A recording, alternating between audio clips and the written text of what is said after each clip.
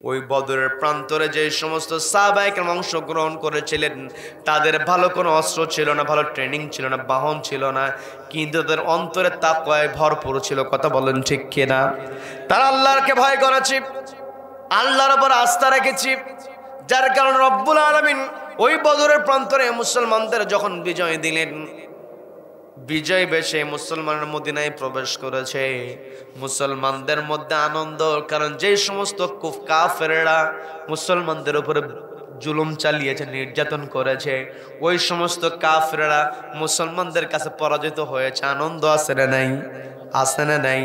আমরা তো আনন্দ পেয়েছি। ওই যে আগস্টের 5 তারিখে স্বৈরাচারী খুনি যখন পালিয়ে গিয়েছে, আমরা আনন্দিত হয়েছি। কি কথা বলেন? কি কথা বলেন? যখন মুসলমানদের বিজয়, অর্থাৎ পৃথিবীতে যারা এই বিজয় লাভ করতে আনন্দিত হয়, এটা স্বাভাবিক ব্যাপার। কি কথা বলেন? মুসলমানরা যখন আনন্দিত হয়েছে, কাফেররা তো সহ্য করতে পারে নাই। বদরের প্রান্তরে পরাস্ত হয়েছে, ওদের ষড়যন্ত্র থেমেছিল না। 1 বছরের মাথায় নতুন করে যুদ্ধের ডাক দিয়েছিল। যুদ্ধের নাম হলো উহুদ যুদ্ধ। সবাইকে বলতে হবে কোন যুদ্ধ? সবাইকে বলতে হবে কোন যুদ্ধ? উহুদ যুদ্ধের ডাক দিয়েছিল। উহুদ যুদ্ধের যখন ডাক দিয়েছি, নবীজি একটু চিন্তিত হলেন। নবীজি চিন্তা করলেন, এই তো অল্প কিছুদিন পূর্বে যুদ্ধের ময়দানে গিয়েছিলাম, বিজয় লাভ করেছি, কাফেররা তো পরাস্ত হয়েছে, নতুন করে আর আবার যুদ্ধের ডাক দিয়েছে। না জানি ওরা কত প্রস্তুতি গ্রহণ করেছে। যতই প্রস্তুতি গ্রহণ করুক না কেন, আল্লাহ যদি সাহায্য করেন, দুনিয়ার কেউ কি সেখানে কেউ কিছু করতে পারে নাকি? নবীজি আল্লাহর উপর আস্থা রাখি, ওয়ালা রাব্বিহিম ইয়াতাওয়াক্কালুন, আল্লাহর উপরে ভরসা করে সাহাবীদেরকে আবার ডাক দিলেন, ও আমার সাহাবীরা, যুদ্ধের ময়দানে যেতে হবে। কে তোমরা কোথায় আছো? চলো উহুদের ময়দানে ওই কাফেরদের মোকাবেলা করতে হবে।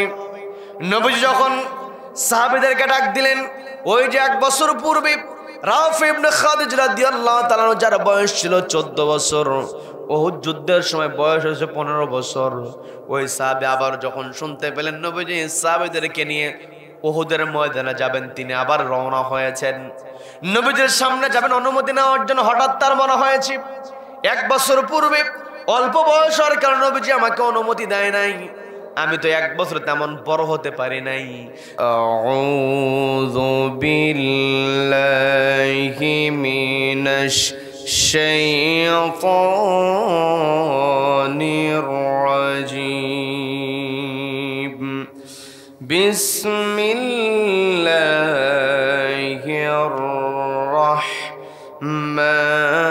রাহমানির রাহিম।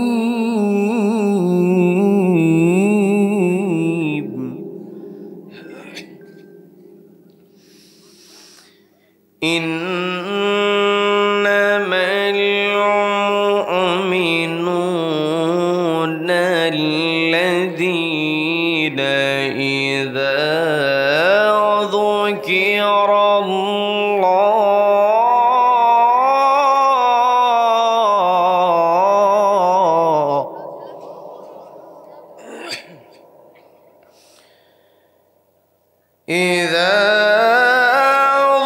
ذكر الله وجلت قلوبهم وإذا تليت عليهم آياته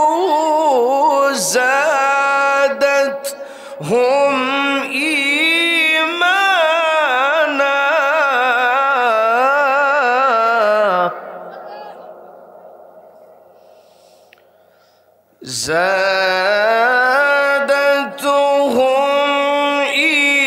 إيمانا وعلى ربهم يتوكلون. الله أكبر. بسم الله الرحمن الرحيم.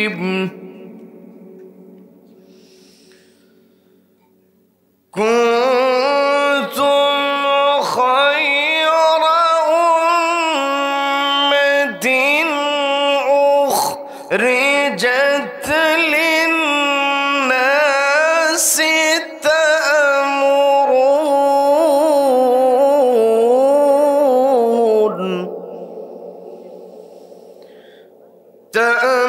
تأمرون بالمعروف وتنهون عن المنكر وتؤمنون بالله.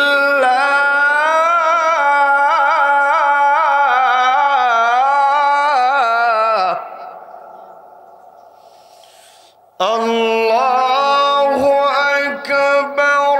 بسم الله الرحمن الرحيم.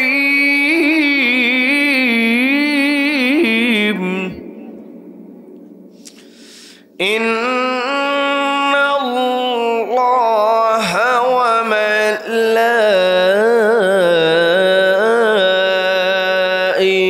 وملائكته يصلون على النبي يا أيها الذين آمنوا صلوا عليه وسلموا تسليما. اللهم صل على محمد وعلى آل محمد كما صليت على إبراهيم وعلى آل إبراهيم إنك حميد مجيد.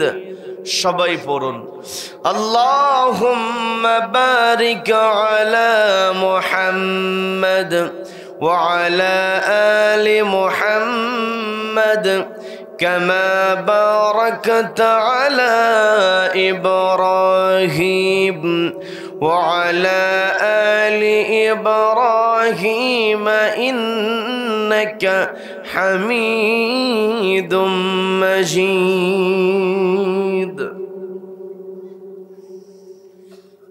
آمين.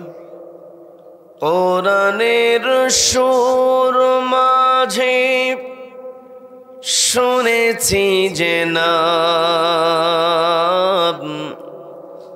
আজানের সুর মাঝেও শুনেছি ও নাম আমি।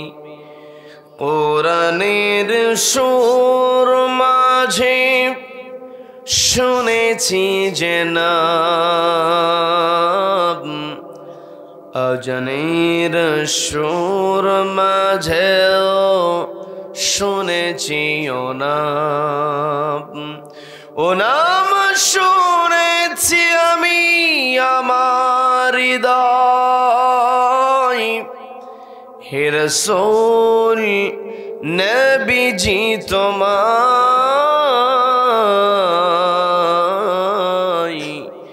হে রাসূল ভুলিনি তোমায়।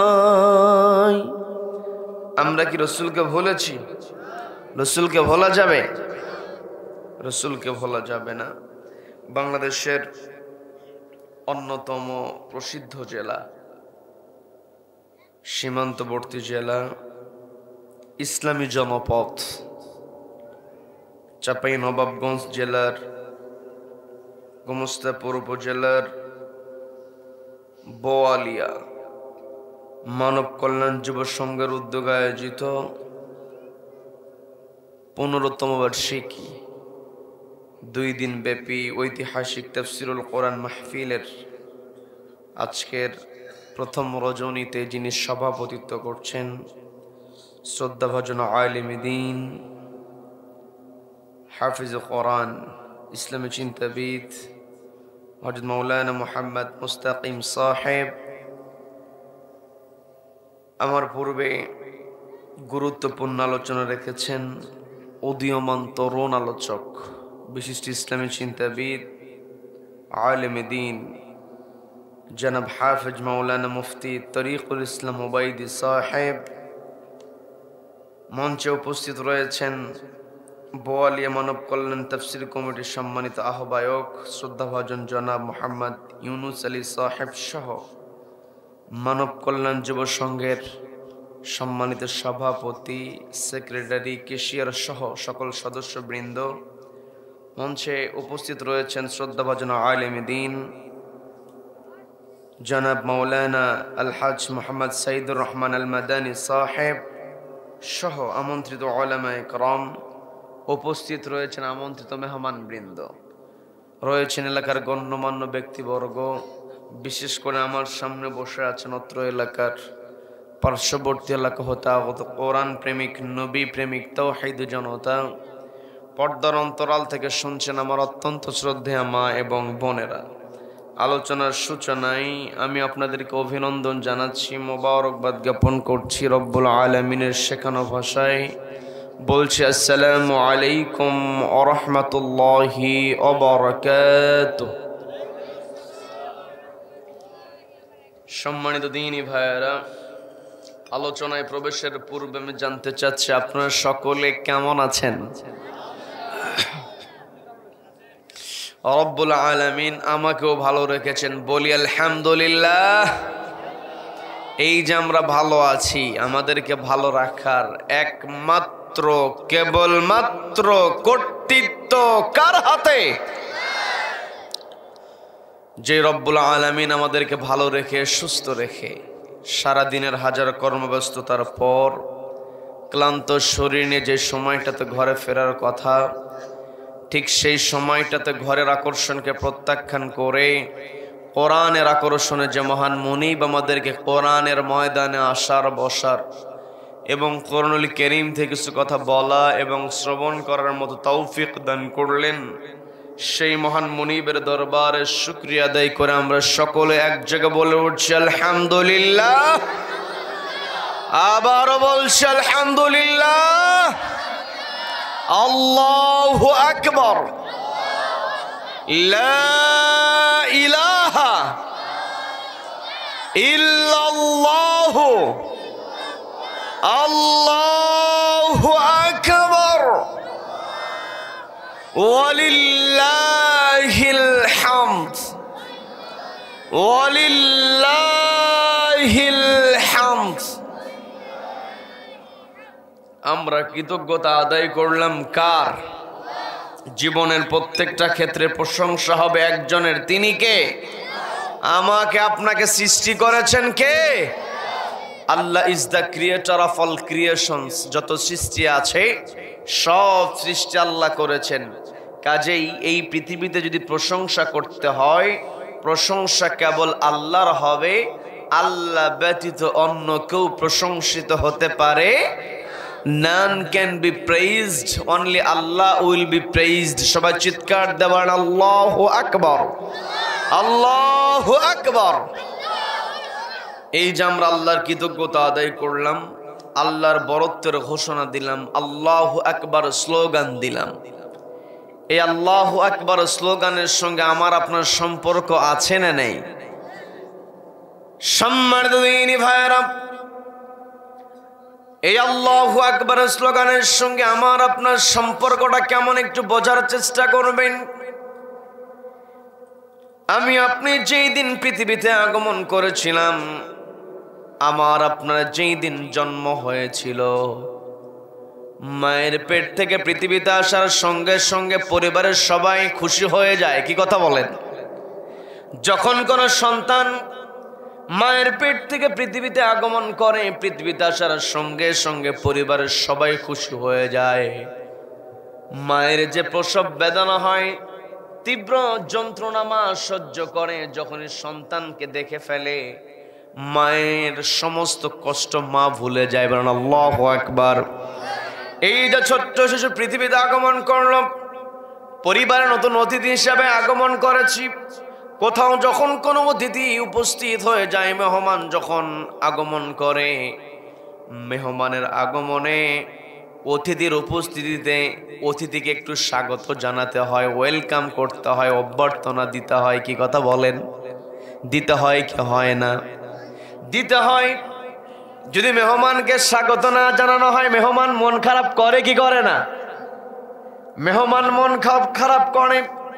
এই যে ছোট্ট নবজাতক পরিবারে আগমন করেছে নতুন অতিথি হিসাবে, ছোট্ট শিশু শুধুমাত্র পরিবারে নতুন অতিথি নয়, গোটা দুনিয়াতে ওই নবজাতককে অতিথি করে প্রেরণ করেন কে? সবাইকে কথা বলতে হবে, প্রেরণ করেন কে? আল্লাহ যেই মেহমানকে পৃথিবীতে পাঠালেন, সেই মেহমানকে কেমন করে স্বাগত জানাতে হবে সেটা আল্লাহ শিখিয়ে দিয়েছেন।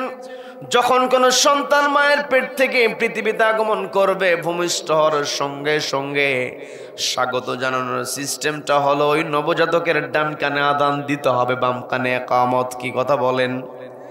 যখন ওই শিশু সন্তানের ডান কানে আদানের বাক্যগুলো এবং বাম কানে ইকামতের বাক্যগুলো উচ্চারিত হবে, আজান এবং ইকামতের মধ্যে আল্লাহু আকবার স্লোগান আছে না নেই? তার মানে ছোট্ট বাচ্চাকে, ছোট্ট শিশুকে স্বাগত জানাতে হয় আল্লাহু আকবার স্লোগান দিয়ে। এখন যতদিন আমি আপনি পৃথিবীতে বেঁচে আছি, ওই শিশু পৃথিবীতে যতদিন বেঁচে থাকবে, নির্ধারিত সময় যখন তার শেষ হয়ে যাবে, মালাকুল মাউত হাজিরও হয়ে যাবে। মালাকুল মাউতের নেতৃত্বে ফেরেশতারা দেহের মধ্যে থেকে রূহটাকে বের করে নেবে। এই পৃথিবীতে আমার আপনার সম্মান ততক্ষণ আছে যতক্ষণ আমার আপনার দেহে প্রাণ আছে। কি কথা বলেন? এই পৃথিবীতে যে যত বড় চেয়ারের অধিপতি হোক না কেন, যত বড় প্রভাবশালী ব্যক্তি হোক না কেন, যত বড় ধনাঢ্য ব্যক্তি হোক না কেন, হতে পারে সে এমপি, হতে পারে সে মন্ত্রী, হতে পারে সে প্রেসিডেন্ট, যখন তার দেহের মধ্য থেকে প্রাণটা বের হয়ে যাবে, পৃথিবীর কোনো মানুষ তাকে আর মূল্যায়ন করবে না। সবাই চাইবে কত দ্রুত তাকে কবরস্থ করা যায়, মাটি চাপা দেওয়া যায়। কি কথা বলেন? যখন কোনো মানুষের মৃত্যু ঘটে যায়, মৃত ব্যক্তিকে কবরস্থ করার জন্য কিছু প্রস্তুতি সম্পন্ন করতে হয়। কেউ চলে যায় কবর খনন করার জন্য, কেউ চলে যায় বাঁশ ঝাড়ে গিয়ে বাঁশ কেটে আনার জন্য চলে যায়, কেউ চলে যায় কাফনের কাফন কিনতে, আবার কেউ গোসল করায়, গোর খনন হয়ে যায়, গোসল করানো হয়ে যায়। কাফন পরানোর পরে জীবিত মানুষের দায়িত্ব হলো ওই লাশটাকে কবরস্থ করতে হবে। তবে লাশটাকে কবরে নামানোর পূর্বে জীবিত মানুষেরা লাশটাকে সামনে রেখে দিয়ে একটি দোয়ার নামাজ আদায় করে। সবাইকে বলতে হবে সে নামাজের নাম কি? একটু জোরে বলেন তো, সে নামাজের নামটা কি? এই জানাজার নামাজের মধ্যে আল্লাহু আকবার স্লোগান 4 বার আছে না নাই? তার মানে আমি আপনি যেই দিন পৃথিবীতে আগমন করেছি, আমার আপনার স্বাগত জানানো হয়েছে আল্লাহু আকবার স্লোগান দিয়ে। আবার আমি আপনি যেই দিন যাব, আমাকে আপনাকে বিদায় দেওয়া হবে আল্লাহু আকবার স্লোগান দিয়ে। এর দ্বারা বোঝা যায় মাঝখানে যতদিন আমি আপনি পৃথিবীতে বেঁচে থাকবো, আমার আপনার একটাই স্লোগান হবে, নারে তাকবীর। এই আল্লাহু আকবার স্লোগানকে সামনে রেখে আমাকে আপনাকে চলতে হবে। কি কথা বলেন? এই পৃথিবীতে আল্লাহর নামের স্লোগান ছাড়া অন্য কোন নেতা, অন্য কোন আদর্শের নামে স্লোগান হতে পারে না। কি কথা বলেন? আল্লাহর নামে স্লোগান দিব আর নেতা হিসেবে মানবো রাহমাতুল লিল আলামিন নবী করিম সাল্লাল্লাহু আলাইহি ওয়াসাল্লাম। নবীজিকে আদর্শ মেনে, নবীজিকে অনুসরণ করে আমাকে আপনাকে আল্লাহু আকবার স্লোগানকে আমার আপনার জীবনের স্লোগান বানিয়ে একটি কিতাবকে সামনে রেখে চলতে হবে। সেই কিতাবের নাম কি? সবাইকে বলতে হবে কিতাবের নাম কি? এই যে আল্লাহ রাব্বুল আলামিন আমাকে আপনাকে আল কোরআন দিয়েছেন, এই কোরআনের মর্যাদা আছে না নাই? সবাইকে বলতে আছে না নাই? এই কোরআনের মর্যাদা এমন মর্যাদা, এই কোরআনের সম্মান এমন সম্মান। খেয়াল করে দেখবেন, ছোট্ট মানুষ 7 বছর 8 বছর বয়সে কোরআনটাকে মুখস্থ করেছে। বয়স তার একেবারেই কম, এখনো মাটিতে খেলাধুলা করে, বাস্তবতা ভালো কিছুই বোঝে না। বয়স 7-8 বছর, অথচ বৃদ্ধ মুরব্বী 60 থেকে 70 বছর বয়স হয়েছে, ওই মুরব্বীও পর্যন্ত ছোট্ট হাফেজ কোরআনকে দেখে সম্মান দেয়। কি কথা বলেন? কি কথা বলেন? তার মানে কোরআন যার কাছে আছে সে সম্মানিত হবে। কি কথা বলেন? কোরআনুল কারীম, কোরআনুল মাজিদ আছে না নাই? কোরআনের মধ্যে কোরআনুল কারীম বলে আল্লাহ সম্বোধন করেছেন। আমি আপনি কোরআন শরীফ বলি, আমাদের প্রচলিত উপমহাদেশে আমরা কোরআন শরীফ বলি। এই শরীফ শব্দের অর্থটাও হচ্ছে মর্যাদা, সম্মান। বলেন আল্লাহু আকবার। তার মানে কোরআন যেখানে আছে সম্মান সেখানে আছে, কোরআন যেখানে আছে আল্লাহর রহমত বরকত সেখানে আছে। কি কথা বলেন? এই যে কোরআন আমি আপনি শুনতে এসেছি, এই কোরআন যতই শুনি ততই ভালো লাগে, কোরআন বারবার শুনতেই মন চায়। এই পৃথিবীতে যেই শিল্পী একটা গান গাওয়ার পরে গানের দ্বারা ভাইরাল হয়েছে, এখন বর্তমান সময়তে ভাইরাল শব্দটা, ভাইরাল ওয়ার্ডটা খুবই প্রচলিত। কি কথা বলেন? একটা শিল্পী যেই গানের দ্বারা গোটা দেশের মধ্যে পরিচিতি লাভ করে, সুন্দর সুললিত কণ্ঠে গান গায়, ওই গানটাও পর্যন্ত মানুষ শুনতে শুনতে একটা সময় বিরক্ত হয়ে যায়। যেই শিল্পী তার পরিচিতি ঘটেছে, যেই পরিচিত গান দিয়ে, ওই শিল্পীকেও যখন একটাই গান বারবার বলার অনুরোধ করা হয়, ওই শিল্পীর মধ্যে একটা বিরক্তি ভাব চলে আসে। একটা গান আর কত গাইব, বিরক্তি আছে না নাই? আছে না নাই? যখন কোনো মানুষ একটাই গান বারবার শুনতে থাকে, পাশে থাকা মানুষ বলে, একটা গানের মধ্যে কি পাইছো, সারাক্ষণ শুধু একটাই গান, বলে কি বলে না? অথচ এই যে কোরআনুল কারীম, কোরআনুল কারীমের উম্মুল কোরআন যেই সূরাকে বলা হয় সূরাতুল ফাতিহা, প্রতিনিয়ত আমি আপনি তেলাওয়াত করছি। ইমাম সাহেব বসে আছেন, হাফেজ কোরআন তিনি, ইমাম সাহেবের নামাজের মধ্যে সূরা ফাতিহা তেলাওয়াত করছে। আবার একাকী নামাজ পড়তে গেলেও সূরা ফাতিহার দরকার আছে না নাই? আমি আপনি যত রাকাত নামাজ পড়বো ততবার সূরা ফাতিহার তেলাওয়াত। কি কথা বলেন? শুধুমাত্র আমি আপনি যদি ফরজ নামাজের রাকাতের সংখ্যা ক্যালকুলেশন করি, তাহলে দেখা যায় দৈনিক আমাকে আপনাকে 17 রাকাত ফরজ নামাজ পড়তে হয়। এই 17 রাকাত ফরজ নামাজের মধ্যে 17 বার সূরাতুল ফাতিহার তেলাওয়াত। এর সঙ্গে শুধুমাত্র আমি আপনি যদি সুন্নাত নামাজকে যুক্ত করি, 17 দুগুণে 34, এর সঙ্গে যদি আমি আপনি আরো নফল নামাজ যুক্ত করে দিই, তাহলে দেখা যায় একজন মানুষ দৈনিক 40 থেকে 50 রাকাত নামাজ পড়ে। এই যে দৈনিক 40 থেকে 50 বার 50 রাকাত নামাজ আদায় করলো, 40 থেকে 50 বার সূরা ফাতিহার তেলাওয়াত একদিনে হয়। কিন্তু কেউ কি কোনোদিন বলেছে একটা সূরা বারবার পড়তে আর ভালো লাগে না? এমন কথা কেউ বলেছে নাকি? এই কথা কেউ বলে নাই। এই কোরআন আমি আপনি যতই বলি ততই ভালো লাগে। বলেন আল্লাহু আকবার। এই কোরআন পড়তে যদি আমার আপনার এত ভালো লাগে, এই কোরআনের মধ্যে আল্লাহ যেই নীতিগুলো তুলে ধরেছেন, এই নীতি যখন সমাজে বাস্তবায়িত হবে, ওই সমাজে আমাকে আপনাকে বসবাস করতেও ভালো লাগবে। কি কথা বলেন? কি কথা বলেন? যেই সমাজের মধ্যে কোরআনের বিধান আছে, ওই সমাজে মানুষ শান্তিতে বসবাস করে। আজকে আমার আপনারা যেদিকে তাকাই সেই দিকে অন্যায়, অত্যাচার, নিপীড়ন, জুলুম, নির্যাতন আছে না নাই? আছে না নাই? এগুলো সব বন্ধ হয়ে যাবে। এই কোরআনের মধ্যে আল্লাহ নীতি ঢুকিয়ে দিয়েছেন। কোরআনের মধ্যে নীতি আছে না নাই? আছে না নাই? আমার কথাই কি আপনারা বিরক্ত হচ্ছেন?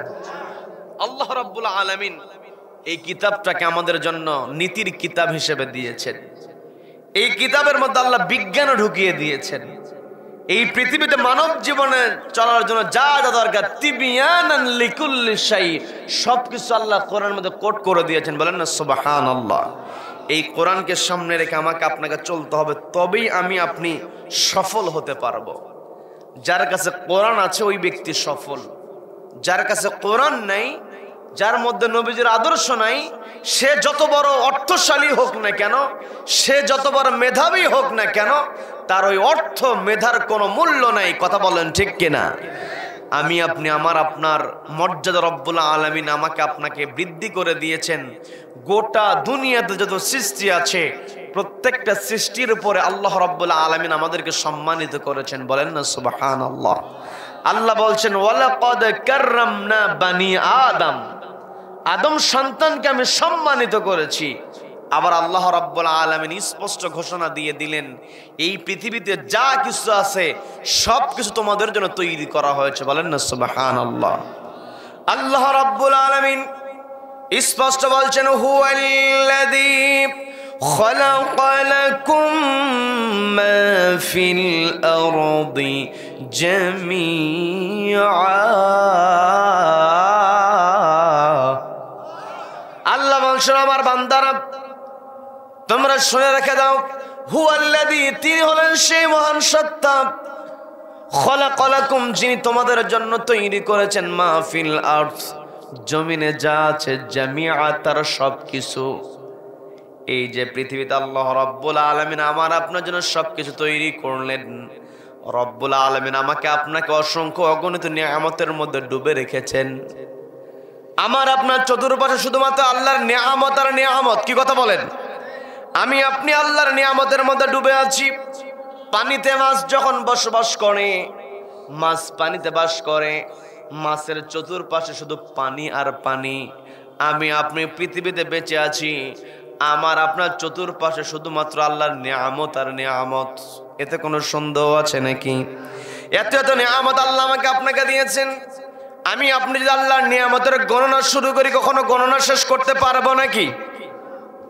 রব্বুল আলামিন সেই কথাটা সুন্দর করে বলছেন, ওয়া ইন তাউদ্দু নি'মাতাল্লাহি লা তুহসুহা ইন্নাল্লাহা লাগফুরুর রাহিম।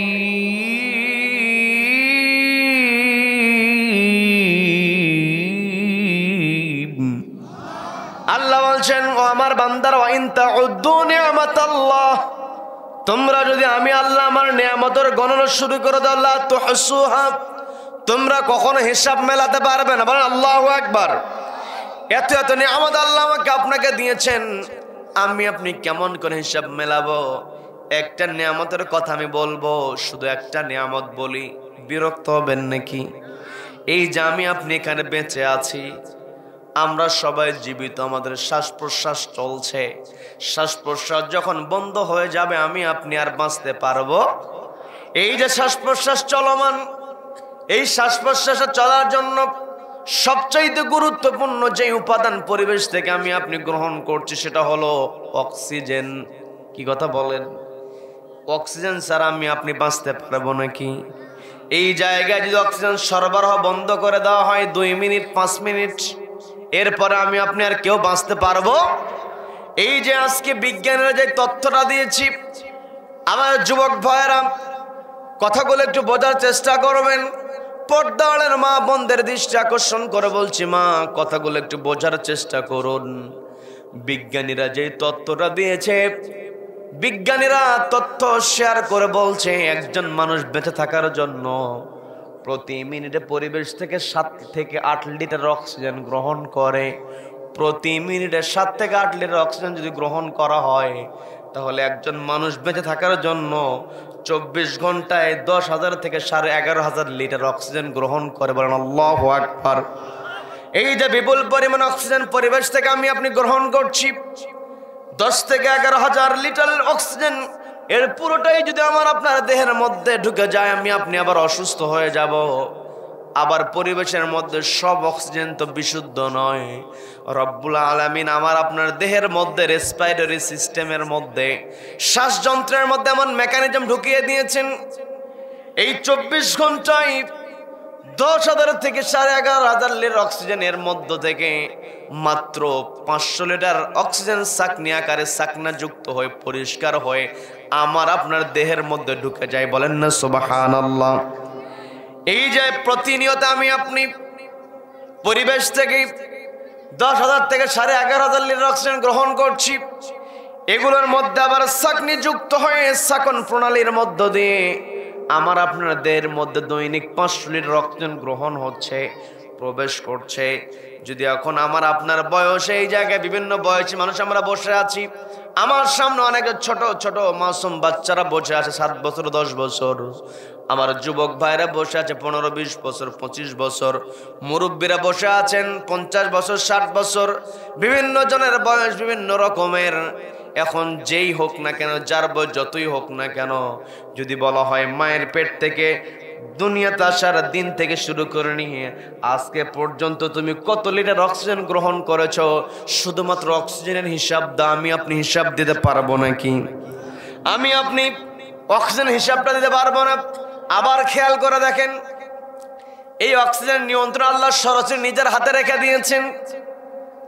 এই অক্সিজেনের নিয়ন্ত্রণ যদি কোন সরকারের হাতে দিয়ে দেওয়া হতো, কোন সরকার যদি অক্সিজেন সরবরাহ নিয়ন্ত্রণ করতে পারত, আজকে মানব কল্যাণ পরিষদ 15তম মাহফিল বাস্তবায়ন করছে। মাঝখানে কয়েক বছর মাহফিল বাস্তবায়নের জন্য এর কাছে ওর কাছে যাওয়া লেগেছে, এক নেতার কাছ থেকে আরেক নেতা। কি কথা বলেন, কি কথা বলেন? এই যে যারা মাহফিলগুলো বন্ধ রেখেছে, অনুমতি দেয় নাই, যদি ওদের হাতে অক্সিজেনের ক্ষমতা থাকতো ওরা ঠিকই অনুমতি দিত। আর মাহফিলের সময় যখন হয়ে যেত, যেই জায়গাতে প্যান্ডেল বানানো হয়েছে ওই জায়গাতে ওরা অক্সিজেন বন্ধ করে দিত। কি কথা বলেন, কি কথা বলেন? সাংবাদিকেরা গিয়ে প্রশ্ন করতো, কি ব্যাপার, মাহফিলের জায়গায়, সমাবেশের জায়গায় অক্সিজেন বন্ধ করেছেন কেন? ওরা বলতো, আমরা তো অক্সিজেন বন্ধ করি নাই, বরং ওদের নাকের মধ্যে সমস্যা। কি কথা বলেন? কারণ নিজেরা নিজেদের অপরাধটাকে ঢাকার জন্য জোর করেছে, জুলুম করেছে, জুলুম করেছে মাজলুমের উপরই।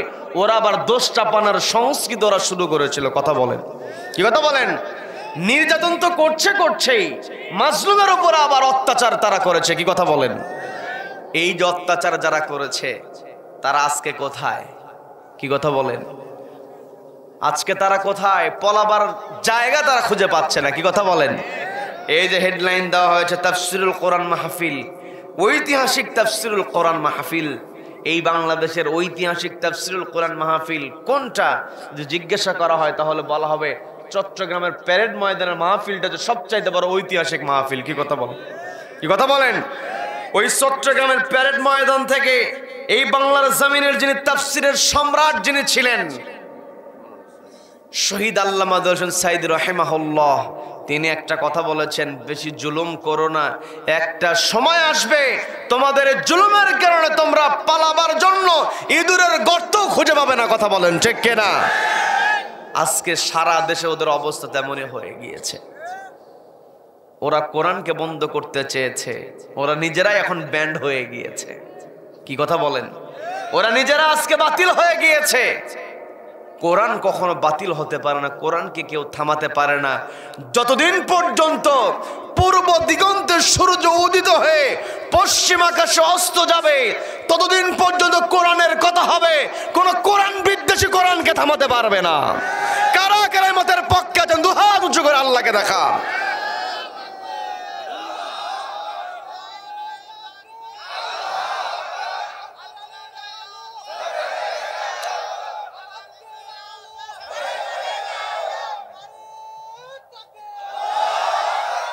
আল্লাহ আমাদের সকলকে কবুল করেন, বলেন আমিন, বলেন আমিন।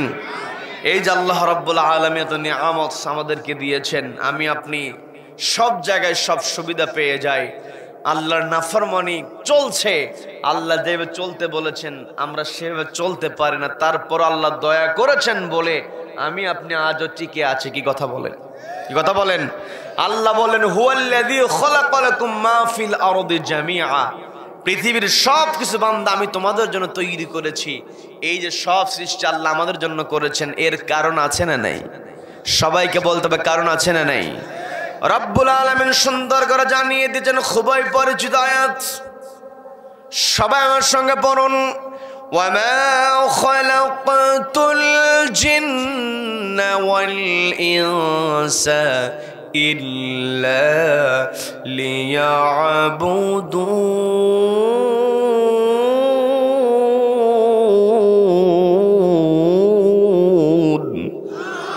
আল্লাহ বলছেন, আমি মানুষ এবং জিন জাতিকে তৈরি করেছি কেবলমাত্র আমার গোলামি করার জন্য, আমার দাসত্ব করার জন্য। তার মানে আমাকে আপনাকে রব্বুল আলামিন তৈরি করেছেন তার গোলামি করার জন্য, তার বন্দেগী করার জন্য, ইবাদত করার জন্য। তার মানে এই পৃথিবীতে আমার আপনার এক নাম্বার পরিচয় হলো আমরা গোলামি করব কার? সবাইকে বলতে হবে গোলামি করব কার? আল্লাহর গোলামি করব। এক নাম্বার পরিচয় আমরা হলাম আল্লাহর গোলাম। আমরা যে আল্লাহর গোলাম, এতে কোনো সন্দেহ আছে নাকি? আবার আমাদের আরেকটা পরিচয় আছে, আল্লাহ রাব্বুল আলামিন পৃথিবীতে মানুষকে পাঠাবেন, এই সিদ্ধান্তের কথা যখন ফেরেশতাদেরকে আল্লাহ ডাক দিয়ে বলছেন, ও আমার ফেরেশতারা, ইন্নী জাইলুন ফিল আরদি খলিফা, পৃথিবীতে আমি আমার প্রতিনিধি পাঠাবো। পৃথিবীতে আমি আমার খলিফা প্রেরণ করব। আল্লাহ এই জায়গাতে খলিফা শব্দ ব্যবহার করেছেন। সবাইকে বলতে হবে কি শব্দ? সবাই একটু কষ্ট করে বলেন কি শব্দ? এই যে খলিফা শব্দ আল্লাহ এই জায়গায় ব্যবহার করেছেন। আল্লাহ তো খলিফা শব্দ ব্যবহার না করে বলতে পারতেন আমি আমার বান্দাকে পাঠাবো, আমি আদম সন্তানকে পাঠাবো, আমি ইনসান পাঠাবো, মানুষ পাঠাবো। আল্লাহ ভিন্ন ভিন্ন শব্দ বলতে পারতেন, কিন্তু আল্লাহ তা না করে ফেরেশতাদেরকে ডাক দিয়ে বলছেন আমার ফেরেশতারা পৃথিবীতে আমি আমার প্রতিনিধি প্রেরণ করব, আমার খলিফা প্রেরণ করব। আমাদের আরেকটা পরিচয় হলো আমরা একজনের খলিফা। তিনি কে? সবাইকে বলতে হবে তিনি কে। আমার আপনার পরিচয় আমি আপনি আল্লাহর গোলাম এবং আল্লাহর খলিফা। এই দুইটা পরিচয়কে সমন্বয় করে পৃথিবীতে আল্লাহর হুকুম মেনে চলতে হবে। কি কথা বলেন?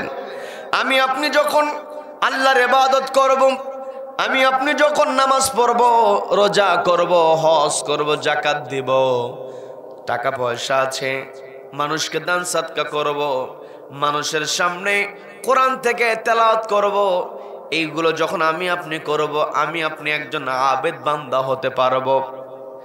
আল্লাহর যেই বান্দা হিসেবে আমার আপনার দৈনন্দিন রুটিন, আমি আপনি দৈনিক জীবনে নামাজ পড়লাম, রোজা করলাম, হজ করলাম, যাকাত দিলাম, এগুলো তো আমাকে অবশ্যই করতে হবে। তবে এগুলো একাকী করে সীমাবদ্ধ থাকলে হবে না। আল্লাহ আমাকে আপনাকে শুধু ইবাদত করার জন্য, একাকে ইবাদত করার জন্য শুধু গোলাম বানিয়েছেন তা নয়, আল্লাহ আমাকে আপনাকে খলিফাও বানিয়েছেন। কি কথা বলেন? কি কথা বলেন?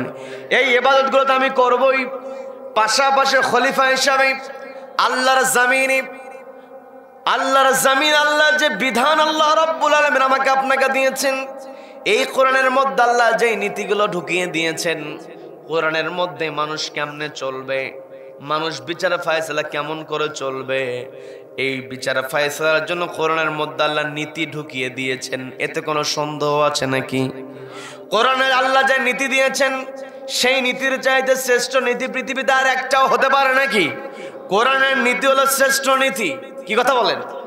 কোরআনে যে আল্লাহ নীতি দিয়েছেন, যে বিধানগুলো দিয়েছেন, এই বিধানের চাইতে, এই নীতিগুলোর চাইতে শ্রেষ্ঠ নীতি আর পৃথিবীতে একটাও হতে পারে?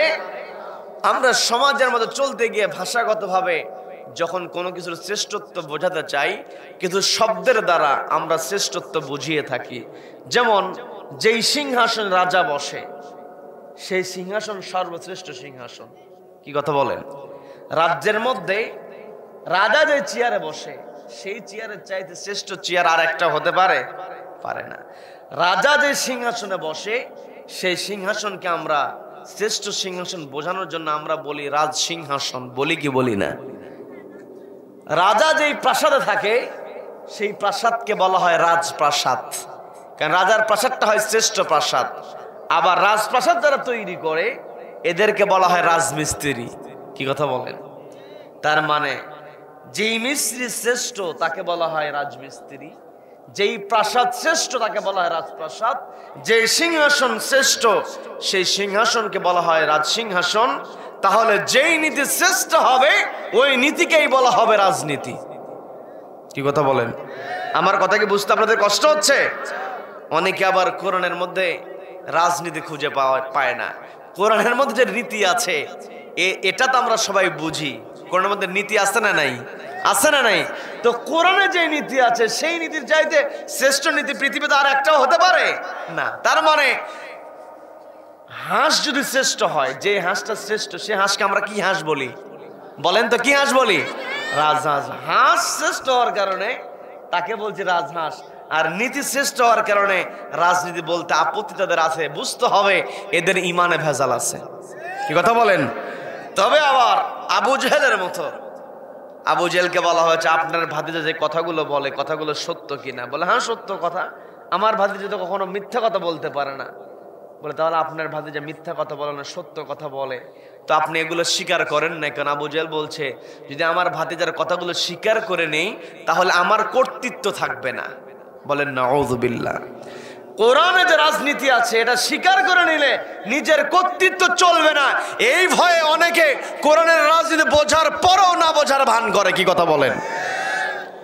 আজকে আমি আপনি দেশের মধ্যে শান্তি আনার জন্য যত চেষ্টাই করি না কেন, কোরআনের বিধান ছাড়া জবাবদিহিতা, আখিরাতের জীবনে পরকালীন জীবনে জবাবদিহিতার ভয় এবং কোরআনের বিধান ছাড়া আমি আপনি কখনো এই দুনিয়া থেকে অন্যায় দূর করতে পারবো? এই পৃথিবীতে মানুষ শান্তিতে তখনই বসবাস করবে যখন মানুষ মানতে পারবে একটি কিতাব। বলতে হবে সেই কিতাবের নাম কি? সম্মানিত ভাইরা, এই কোরআন আমাকে আপনাকে আল্লাহ রাব্বুল আলামিন দিয়েছেন গাইডলাইন করে।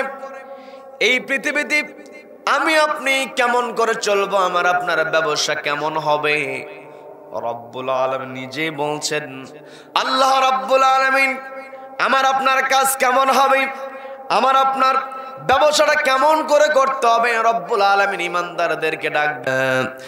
আইয়ুহাল্লাযীনা আমানু হাল আদুল্লুকুম আলা তিজারাতিন তুজিকুম মিন আযাবিন আলীম।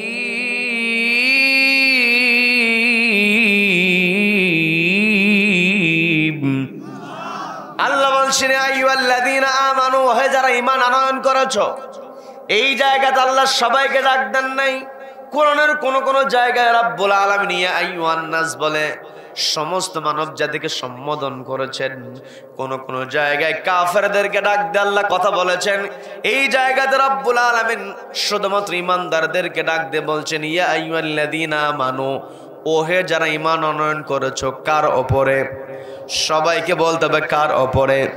ঈমানদারদেরকে ডাক দিয়ে আল্লাহ বলছেন হাল আদুল্লুকুম আলা তিজারা, আমি কি তোমাদের কেমন একটি ব্যবসার সন্ধান দেব, তুনজিকুম মিন আযাবিন আলীম, যেই ব্যবসা তোমাদেরকে বাঁচিয়ে দেবে যন্ত্রণাদায়ক শাস্তি থেকে। প্রশ্নটা করছেন কে? সবাইকে বলতে প্রশ্ন করছেন কে? আল্লাহ প্রশ্ন করলেন। প্রশ্ন করার সঙ্গে সঙ্গে আল্লাহ নিজে উত্তর দিয়ে বলছেন তুমিনুনা বিল্লাহি ওয়া রাসূলিহি ওয়া তুজাহিদুনা ফি সাবিলিল্লাহি বিআমওয়ালিকুম ওয়া আনফুসিকুম যালিকুম খায়রুল লাকুম ইন কুনতুম তা'লামুন।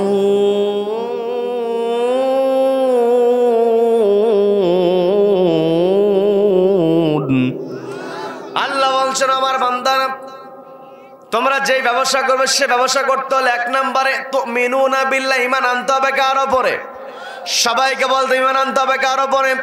ও রাসূলিহি, আল্লাহর রাসূলের প্রতি ঈমান আনতে হবে। তার মানে আমি আপনি এখানে যারা হাজির হয়েছে সবাই কিন্তু কম বেশি নিজেকে দাবি করি আমাদের ঈমান আছে, রাসূলের প্রতি বিশ্বাস আছে। আমরা দাবি করি কি করি না? সবাইকে বলতে হবে দাবি করি কি করি না? শুধু মৌখিক দাবি করলেই হবে না, বাস্তব জীবনে ঈমানদারের বৈশিষ্ট্য থাকার দরকার আছে না নাই? সবাইকে বলতে বৈশিষ্ট্য থাকার দরকার আছে না নাই?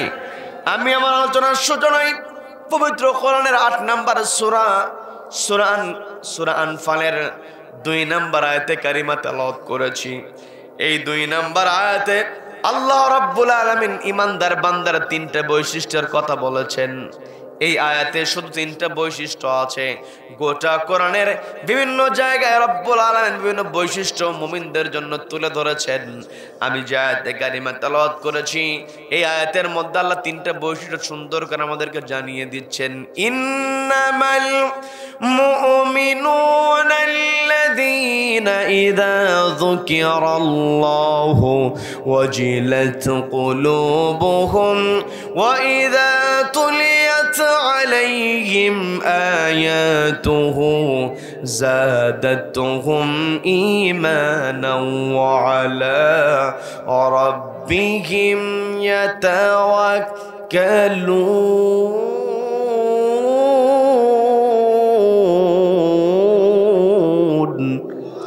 الله বলছেন ইন্নামাল মুমিনুন, তারাই হলো মুমিন আল্লাযীনা ইযা যুকিরাল্লাহ, যখন মুমিন বান্দার সামনে আমি আল্লাহ আমার নাম উচ্চারিত হবে, ওয়াজিলাত কুলুবুহুম, অন্তরটা কেঁপে উঠবে কার ভয়ে? সবাইকে বলতে অন্তরটা কেঁপে উঠবে কার ভয়ে? ইমানদার বান্দার এক নম্বর বৈশিষ্ট্য, ইমানদার বান্দা আল্লাহকে ভয় করবে। কি কথা বলেন? দ্বিতীয় নম্বর বৈশিষ্ট্য আল্লাহ বলছেন ওয়াইদা তুলিয়াত আলাইহিম আয়াতুহু যাদাতুহুম ঈমানা। ইমানদার বান্দা যখন তার সামনে তুলিয়াত আলাইহিম আয়াতুহু, এই কোরআনের আয়াতগুলো তেলাওয়াত করা হবে, কোরআনের আয়াতের তাফসীর করা হবে, যাদাতুহুম ঈমানা, ঈমানটাকে আল্লাহ বহুগুণে বৃদ্ধি করে দেন। বলেন না সুবহানাল্লাহ। তার মানে ইমানদার বান্দার বৈশিষ্ট্য, ইমানদার বান্দা কোরআন তেলাওয়াত শুনলে ঈমান বৃদ্ধি পেয়ে যায়। তৃতীয় নম্বর যে বৈশিষ্ট্য আল্লাহ ইমানদার বান্দার জন্য আমাদেরকে শিখিয়ে দিলেন সেটা হলো ওয়ালা রাব্বিহিম ইয়াতাওয়াক্কালুন। ইমানদার বান্দা, মুমিন বান্দা তাওয়াক্কুল করে কার উপরে? সবাইকে বলতে হবে তাওয়াক্কুল করে কার উপরে? আল্লাহর উপর তাওয়াক্কুল আমার আপনার অবশ্যই থাকতে হবে। কারণ আল্লাহ বলছেন এক নম্বরে যে ব্যবসার কথা আল্লাহ বলেছেন, এই ব্যবসার মধ্যে আল্লাহ রাব্বুল আলামিন এক নম্বরে বলেন ইমানদার হতে হবে। দ্বিতীয় নম্বরে বলেছেন তুজাহিদুনা ফি সাবিলিল্লাহ, সংগ্রাম করতে হবে কার রাস্তায়? সবাইকে বলতে হবে কার রাস্তায়? আল্লাহর রাস্তায় যদি আমি আপনি সংগ্রাম করতে চাই, আল্লাহর উপর আমাকে আপনাকে অবশ্যই তাওয়াক্কুল করতে হবে। কি কথা বলেন? যখন আমি আপনি আল্লাহর উপর তাওয়াক্কুল করতে পারবো, দুনিয়ার কোনো বাতিল শক্তি আমাকে আপনাকে থামাতে পারবে না। কি কথা বলেন? এই যে আজকে তাফসীরুল কোরআন হেডলাইন দেওয়া হয়েছে, এই বাংলাদেশে যিনি তাফসীরের সম্রাট হিসেবে পরিচিত, তাফসীরের সম্রাট, তাকে কষ্ট দেওয়া হয়েছে, 13টা বছর বন্দি অবস্থায় রাখা হয়েছিল। কি কথা বলেন? কি কথা বলেন? আপনাদের কথাগুলো জানা আছে। শুধুমাত্র আমি ওয়ালা রাব্বিহিম ইয়াতাওয়াক্কালুন, আল্লাহর উপরে তাওয়াক্কুল করার ব্যাখ্যা করতে গিয়ে আপনাদেরকে একটা কথা আমি বলবো, বিরক্ত হবেন নাকি? আমাদের কোরআনের পাখিকে 13টা বছর বন্দি অবস্থায় রেখে দেওয়া হয়েছিল। মানুষটার বয়স 83 বছর বয়স হয়েছে। খেয়াল করে দেখবেন, একজন মানুষের বয়স যখন 80 হয়ে যায়, মানুষটা এমনিতেই দুর্বল হয়ে যায়। কি কথা বলেন? 83 বছর বয়সে মানুষ এমনিতে দুর্বল হয়ে যায়, চেহারার মধ্যে কষ্টের ছাপ দেখা যায়, চেহারা মলিন হয়ে থাকে, কারণ শরীর নিস্তেজ হয়ে যায়, শরীরে শক্তি পাওয়া যায় না, দুর্বল হয়ে যায়। কিন্তু আমাদের কোরআনের পাখি ডায়াবেটিক্সের বয়স যারা ছিল প্রায় 50-এর মতো, হার্টের রোগী ছিলেন, দীর্ঘদিন পরিবার থেকে বিচ্ছিন্ন করে বন্দি অবস্থায় রেখে দেওয়া হয়েছে। তবে যখন তাকে সামনে আনা হয়েছে, প্রকাশ্যে আনা হয়েছে, আমরা যতবার তাকে দেখেছি কোনো সময় তার চেহারার মধ্যে আমরা কষ্টের ছাপ দেখি নাই, মলিনতার ভাব দেখি নাই। কথা বলেন ঠিক কিনা? তাকে যেই দিন হত্যা করা হলো, জেলখানা থেকে বের করে নেওয়া হয়েছে, অ্যাম্বুলেন্সে তোলা হয়েছে। অ্যাম্বুলেন্স থেকে যখন তাকে ওই হসপিটাল আনার পর নামানো হলো, শরীরটা দুর্বল হয়ে গিয়েছে, বয়সের পর নুচ্চ হয়ে গিয়েছেন, অন্যের কাঁধের উপরে ভর করে অ্যাম্বুলেন্স থেকে নেমেছেন। তবে আমরা একটা বিষয় লক্ষ্য করে দেখেছি, অ্যাম্বুলেন্স থেকে যখন কোরআনের পাখি নেমেছেন, তার চেহারার মধ্যে ছিল হাসির ঝিলিক। কথা বলেন ঠিক কিনা? তিনি জাতির উদ্দেশ্যে, সবার উদ্দেশ্যে সালাম দিলেন। তারা সামনে থাকা মানুষগুলোকে সালাম দিয়ে বলছেন তোমরা কেমন আছো। এই প্রশ্ন করার সময় তিনি তার চেহারার মধ্যে যেই হাসির ভাবটা দেখিয়েছেন, সুন্দর মিষ্টি হাসি দিয়েছেন, কিয়ামত পর্যন্ত এই বাংলার জমিনে যারা তাফসীরুল কোরআনের ময়দানে থাকবে, ওই কোরআনের পাখির শেষ হাসিটা হলো তাদের জন্য অনুপ্রেরণা। কথা বলেন ঠিক কিনা? আমাদের কোরআনের পাখি ওয়ালা রাব্বিহিম ইয়াতাওয়াক্কালুন, আল্লাহর উপর তাওয়াক্কুল করেছেন বলেই ওই বাতিলের, ওই জালিমের জুলুম তাকে স্পর্শ করতে পারে নাই। কথা বলেন? কি কথা বলেন? ওই জালিম কম জুলুম করে নাই, জুলুমের স্টিম রোলার সে চালিয়েছে। আয়নাঘরের চিত্র ধীরে ধীরে সবকিছু উন্মোচিত হচ্ছে। চেয়েছিল ক্ষমতাটাকে টিকিয়ে রাখার জন্য, তবে এই পৃথিবীতে চাইলেও কেউ ক্ষমতা ধরে রাখতে পারে না যদি না আল্লাহ তাকে ক্ষমতা দেয়। কথা বলেন ঠিক কিনা? কথা বলেন?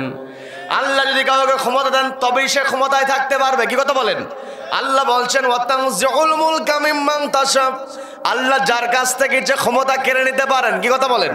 কি কথা বলেন? যে আল্লাহ চাইলেই মুহূর্তের মধ্যে সবকিছু করতে পারেন। আল্লাহ বলছেন তুজাহিদুনা ফি সাবিলিল্লাহ, আল্লাহর রাস্তায় সংগ্রাম করতে হবে। বিআমওয়ালিকুম ওয়া আনফুসিকুম, জানও দিতে হবে, মালও দিতে হবে। কি কথা বলেন? কি কথা বলেন?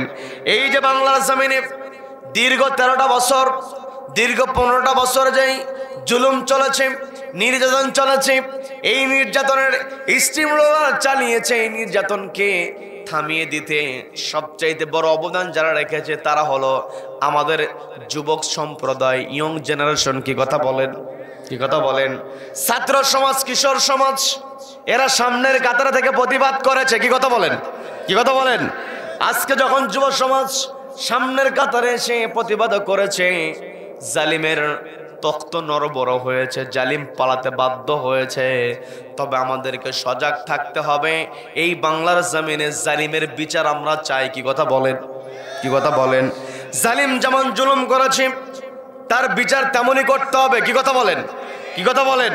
এই যে আমাদের যুব সমাজ, ছাত্র সমাজ, এমনকি রিক্সাওয়ালারাও পর্যন্ত আন্দোলন করতে গিয়ে তারা জীবন দিয়েছে। এই বাংলাদেশ থেকে বৈষম্য আমাকে আপনাকে অবশ্যই দূর করতে হবে। কি কথা বলেন, কি কথা বলেন? এই যে আজকে আমি আপনি সামনে কোরআনটা নিয়েছি, আমার কথায় বিরক্ত হচ্ছেন নাকি, বিরক্ত হচ্ছেন নাকি? এই যে কোরআনের দাওয়াত নবী যখন দিয়েছেন, নবীজির বিরুদ্ধে ওই কাফেররা ষড়যন্ত্র করেছে। নবীজিকে শেষ পর্যন্ত মক্কায় তারা থাকতে দেয় নাই। নবীজি মক্কা থেকে মদিনায় চলে গিয়েছেন। মদিনায় যাওয়ার পরে কাফেরদের ষড়যন্ত্র বন্ধ ছিল না। আপনারা জানেন প্রথম যে বড় আকারের আক্রমণ ওই কাফেররা করেছিল সেটা হলো বদরের প্রান্তরে। কি কথা বলেন, কি কথা বলেন? বদরের প্রান্তরে আক্রমণ করা হয়েছে। যখন বদরের প্রান্তরে মুসলমানদের সঙ্গে কাফেররা মুখোমুখি হবে, তুজাহিদুনা ফি সাবিলিল্লাহ, মুসলমানরা আল্লাহর রাস্তায় সংগ্রাম করবে, যুদ্ধের ময়দানে ঝাঁপিয়ে পড়বে। নবীজি সাহাবীদের মধ্যে ঘোষণা দিয়ে দিলেন, তোমরা কে আছো? বদরের প্রান্তরে সবাইকে যেতে হবে। অনেক লম্বা ঘটনা, আমি লম্বা ঘটনার দিকে যাব না, শুধু বোঝানোর চেষ্টা করছি। তুজাহিদুনা ফি সাবিলিল্লাহ, সংগ্রাম করতে হবে কার রাস্তায়? সবাইকে বলতে হবে সংগ্রাম করতে হবে কার রাস্তায়? তুজাহিদুনা ফি সাবিলিল্লাহ। এর ব্যাখ্যায় যদি আমরা যাই, আল্লাহ রাস্তায় কেমন করে আমরা সংগ্রাম করব? আল্লাহ রাব্বুল আলামিন পবিত্র কোরআনের 3 নম্বর সূরা সূরা আলে ইমরানের 110 নম্বর আয়াতে আল্লাহ বলছেন, আমি আমার আলোচনার সূচনায় আয়াতের প্রথম দিকের অংশ তেলাওয়াত করেছি। আল্লাহ বলছেন, কুনতুম খায়রা উম্মাতিন উখরিজাত লিন-নাসি তা'মুরুনা বিল মা'রুফি ওয়া তানহাউনা আনিল মুনকারি ওয়া তু'মিনুনা বিল্লাহ।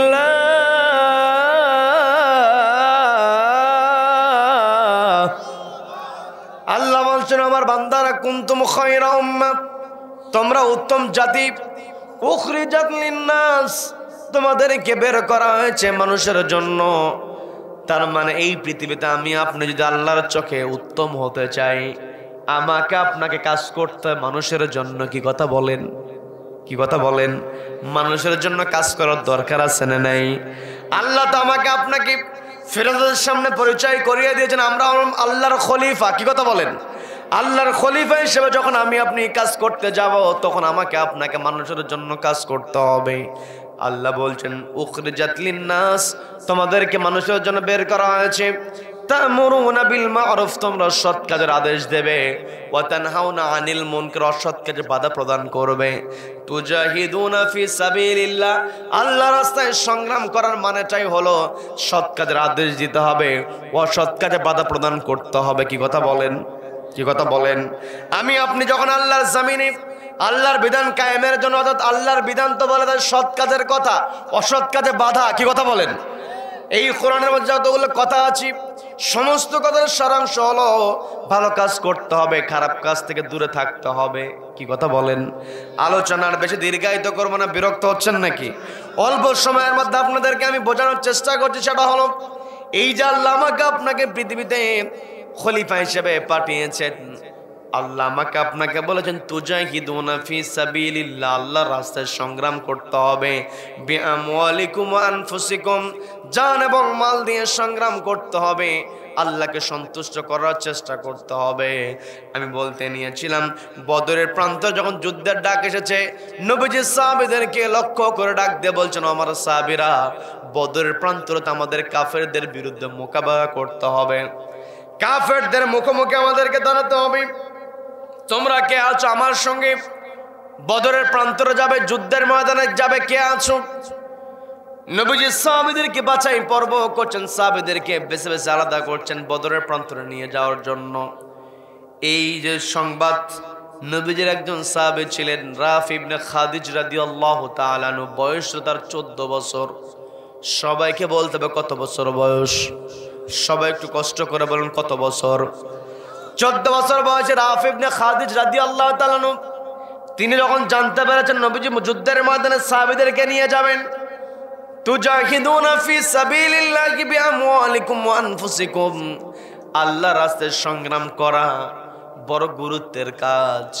ওই ছোট্ট সাহাবী তিনিও চলে গিয়েছেন নবীজির সামনে, নবীজির সামনে দাঁড়িয়েছেন। নবীজি রাফি ইবনে খাদিজকে বলছেন, তুমি কি যুদ্ধে যেতে চাও নাকি?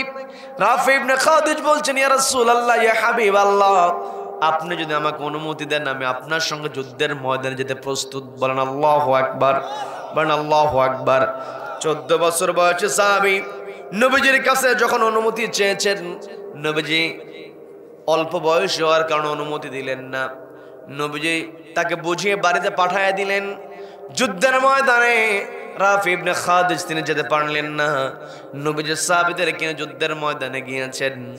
বন্ধুগণ, একটু বোঝার চেষ্টা করেন, নবীজি সাহাবীদেরকে নিয়ে বদরের প্রান্তরে গিয়েছেন। যে সমস্ত সাহাবীরা বদরের প্রান্তরে অংশগ্রহণ করেছিল তাদের কাছে কি ভালো কোনো অস্ত্র ছিল নাকি? তাদের কাছে ভালো কোনো অস্ত্র ছিল না, ভালো কোনো ট্রেনিং তাদের ছিল না, তাদের ভালো কোনো বাহন ছিল না। তারপরে বিজয় দিয়েছেন কে?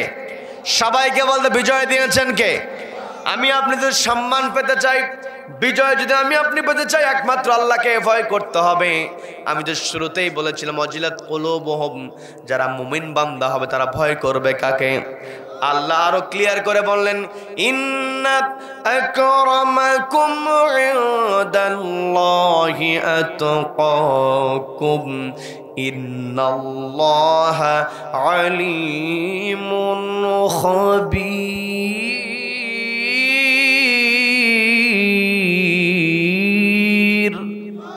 আল্লাহ বলছেন, আমার বান্দারা, ইন্না আকরামাকুম ইনদাল্লাহ, তোমাদের মধ্যে তারাই আমার কাছে সম্মানিত হতে পারবে। আতকাকুম, যাদের তাকওয়া যত বেশি। ওই বদরের প্রান্তরে যে সমস্ত সাহাবায়ে কেরাম অংশগ্রহণ করেছিলেন তাদের ভালো কোনো অস্ত্র ছিল না, ভালো ট্রেনিং ছিল না, বাহন ছিল না, কিন্তু তাদের অন্তরে তাকওয়ায় ভরপুর ছিল। কথা বলেন ঠিক কিনা? তারা আল্লাহকে ভয় করেছে, আল্লাহর উপর আস্থা রেখেছে, যার কারণে রব্বুল আলামিন ওই বদরের প্রান্তরে মুসলমানদের যখন বিজয় দিলেন, বিজয় বেশে মুসলমানের মদিনায় প্রবেশ করেছে। মুসলমানদের মধ্যে আনন্দ, কারণ যে সমস্ত কাফেররা মুসলমানদের উপরে জুলুম চালিয়েছে, নির্যাতন করেছে, ওই সমস্ত কাফেররা মুসলমানদের কাছে পরাজিত হয়েছে। আনন্দ আছে না নাই? আছে না নাই? আমরা তো আনন্দ পেয়েছি। ওই যে আগস্টের 5 তারিখে স্বৈরাচারী খুনি যখন পালিয়ে গিয়েছে, আমরা আনন্দিত হয়েছি। কি কথা বলেন? কি কথা বলেন? যখন মুসলমানদের বিজয়, অর্থাৎ পৃথিবীতে যারাই বিজয় লাভ করতে আনন্দিত হয়, এটা স্বাভাবিক ব্যাপার। কি কথা বলেন? মুসলমানরা যখন আনন্দিত হয়েছে, কাফেররা তো সহ্য করতে পারে নাই। বদরের প্রান্তরে পরাস্ত হয়েছে, ওদের ষড়যন্ত্র থেমেছিল না। 1 বছরের মাথায় নতুন করে যুদ্ধের ডাক দিয়েছিল। যুদ্ধের নাম হলো উহুদ যুদ্ধ। সবাইকে বলতে হবে কোন যুদ্ধ? সবাইকে বলতে হবে কোন যুদ্ধ? উহুদ যুদ্ধের ডাক দিয়েছিল। উহুদ যুদ্ধের যখন ডাক দিয়েছি, নবীজি একটু চিন্তিত হলেন।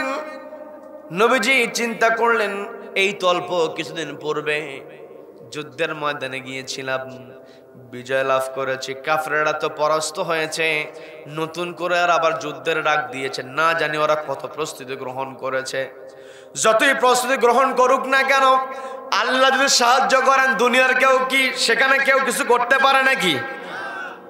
নবীজি আল্লাহর উপর আস্থা রাখি, ওয়ালা রাব্বিহিম ইয়াতাওয়াক্কালুন, আল্লাহর উপরে ভরসা করে সাহাবীদেরকে আবার ডাক দিলেন, ও আমার সাহাবীরা, যুদ্ধের ময়দানে যেতে হবে। কে তোমরা কোথায় আছো? চলো উহুদের ময়দানে ওই কাফেরদের মোকাবেলা করতে হবে। নবীজি যখন সাহাবীদেরকে ডাক দিলেন, ওই যে 1 বছর পূর্বে রাফি ইবনে খাদিজ রাদিয়াল্লাহু তাআলা, যার বয়স ছিল 14 বছর, উহুদ যুদ্ধের সময় বয়স হয়েছে 15 বছর, ওই সাহাবী আবার যখন শুনতে পেলেন নবীজি সাহাবীদেরকে নিয়ে উহুদের ময়দানে যাবেন, তিনি আবার রওনা হয়েছেন। নবীজির সামনে যাবেন অনুমতি নেওয়ার জন্য। হঠাৎ তার মনে হয়েছে 1 বছর পূর্বে অল্প বয়স হওয়ার কারণে নবীজি আমাকে অনুমতি দেয় নাই।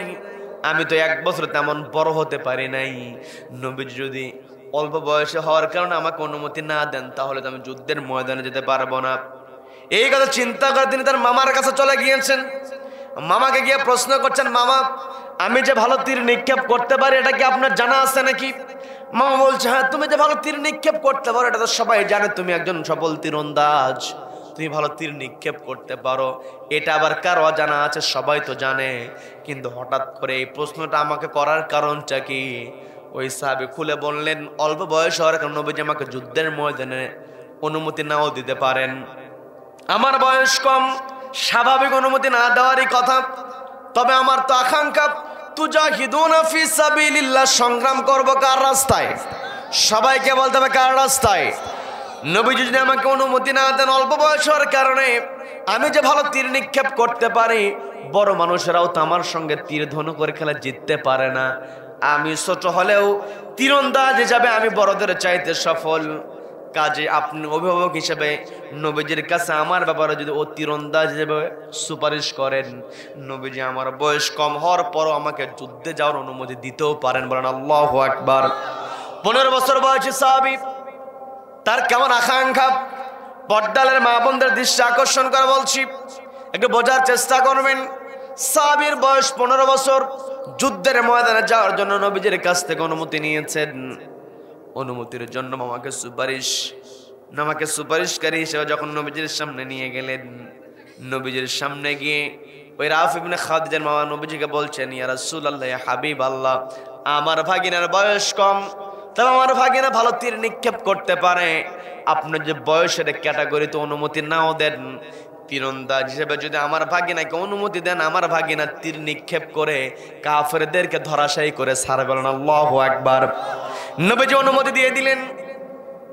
ছোট্ট সাহাবী যুদ্ধের ময়দানে গিয়ে একের পর এক তীর নিক্ষেপ করছেন আর কাফেরদেরকে ধরাশায়ী করছেন। বলেন আল্লাহু আকবার। ছোট্ট সাহাবী যেই তীরগুলো নিক্ষেপ করে, তার তীরের আঘাতে কাফেররা ধরাশায়ী হয়ে যায়। এই দৃশ্য যখন কাফেরদের চোখে পড়েছে, কয়েকজন মিলে রাফি ইবনে খাদিজকে লক্ষ্য করে একের পর এক তীর নিক্ষেপ করতে লাগলো। ছোট্ট মানুষ, বয়স কত? সবাই বলেন কত বছর বয়স? যুদ্ধের মধ্যে তীর নিক্ষেপ করছে। উপর জুপুরি তীর যখন তার দিকে চলে এসেছে, তিনি সেই তীরগুলো থেকে নিজেকে হেফাজত করেছেন, আবার পাল্টা তীর মেরেছেন। একের পর এক তিনি যখন তীর নিক্ষেপ করছিলেন, কাফেররাও নিক্ষেপ করে।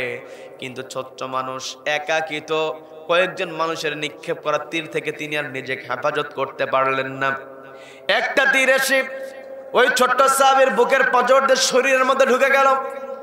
ছোট্ট মানুষ, তীরবিদ্ধ হওয়ার কারণে তিনি জমিনে পড়ে গেলেন। দুঃসংবাদটা নবীজির কান পর্যন্ত পৌঁছে গিয়েছে। নবীজি বলছেন, ও আমার সাহাবীরা, শুনেছো আমার ছোট্ট সাহাবী রাফি ইবনে খাদিজ নাকি তীরবিদ্ধ হয়েছে। না জানি তারা কত কষ্ট যন্ত্রণা হচ্ছে। তোমরা কি পারবে ওই রাফিকে আমার সামনে হাজির করতে? তোমরা কি পারবে নাকি? নবী যখন এই কথা বলেছেন, সামনে থাকা সাহাবায়ে কেরাম যারা ছিলেন, সাহাবায়ে কেরামের মধ্য থেকে কয়েকজন মিলে ওই রাফি ইবনে খাদিজের সামনে গিয়েছেন, খুঁজে বের করেছেন। তাকে খুঁজে বের করার পরে রাফি ইবনে খাদিজকে কোলে করে যখন নবীজির সামনে এসেছেন, নবীজির সামনে শোয়ায়া দিবেন, এমত অবস্থায় রাফি ইবনে খাদিজকে মাটিতে যখন শোয়ায়া দিবেন, নবীজি বলছেন, তোমরা রাফিকে দূরে রাখিও না, রাফিকে আমার কাছে নিয়ে আসো। রাফির মাথাটা তোমরা আমার কোলের মধ্যে, আমার উরুর মধ্যে দিয়ে দাও। বলেন আল্লাহু আকবার। ছোট্ট সাহাবী রাফি ইবনে খাদিজ নবীজির কোলের উপরে যখন মাথা রেখেছেন, তিনি আনন্দিত। কি কথা বলেন? কি কথা বলেন? যতই তার কষ্ট হোক না কেন, নবীজির কোলের মধ্যে যখন তিনি মাথা দিয়েছেন, তার চোখ বেয়ে বেয়ে পানি অঝরে পড়ছে। নবীজি তার বুঝতে পারেন নাই এটা ব্যথার কান্না নাকি আনন্দের কান্না। নবীজি বিষয়টা খেয়াল করতে পারেন নাই। নবীজি রাফি ইবনে খাদিজার চোখে যখন পানি দেখেছেন, নবীজি বলছেন, ও রাফি, কি দরকার ছিল তোমার যুদ্ধে আসার? আমি তো তোমাকে বদরে আসতে অনুমতি দেই নাই। উহুদে আসার জন্য মামার মাধ্যমে সুপারিশ নিয়ে যুদ্ধের ময়দানে এসেছো, আজকে যুদ্ধের ময়দানে এসে তীরবিদ্ধ হয়ে তোমার না জানে কত কষ্ট হচ্ছে। রাফি ইবনে খাদিজ বলছেন, ইয়া রাসূলুল্লাহ, ইয়া হাবিবাল্লাহ, সাদ্দাকাতা, আপনি সত্য বলেছেন। আমি যুদ্ধের ময়দানে আসার কারণে আমি তীরবিদ্ধ হয়েছে, আমার কষ্ট হচ্ছে, এটা সত্য কথা। তবে এটাও তো সত্য কথা, আমি যদি যুদ্ধের ময়দানে না আসতাম আমি তো তীরবিদ্ধ হতে পারতাম না। আর যদি তীরবিদ্ধ না হতাম তাহলে নবীজি আপনার কোলের মধ্যে আমি মাথাটা দিতে পারতাম না। বলেন আল্লাহু আকবার। ছোট্ট বয়সী সাহাবী, নবীজি খুশি হয়ে গেলেন। নবীজি বললেন, ও রাফি, তোমার প্রতি আল্লাহ খুশি, আমিও খুশি। বলেন আল্লাহু আকবার। এই কথা বলার পরে রাফি ইবনে খাদিজ বলছেন, ইয়া রাসূলুল্লাহ, ইয়া হাবিবাল্লাহ, আপনি খুশি হয়েছেন, তবে আমার মনের মধ্যে একটা অপূর্ণতা রেখে গিয়েছে। আমার মনের মধ্যে একটা অপূর্ণতা একটা এখনো রয়ে গিয়েছে। আমার মনের মধ্যে একটা আকাঙ্ক্ষা তো এখনো পূর্ণ হলো না। মনে হয় সে আকাঙ্ক্ষা পূর্ণ হবে না। নবীজি বলছেন, রাফি, তুমি আজকে যে আশার কথা বলবে সে আশাটা তোমার পূর্ণ করে দেওয়া হবে। বলেন না সুবহানাল্লাহ, বলেন সুবহানাল্লাহ। কি আশা সেটা শুনবেন নাকি মোনাজাত দিয়ে দেব? শুনবেন? শুনবেন? হ্যাঁ, সবাই শুনবেন তো? কে কে শুনবেন না? সবাই শুনবেন। আল্লাহ আমাদের সকলকে কবুল করেন। বলেন আমিন, বলেন আমিন।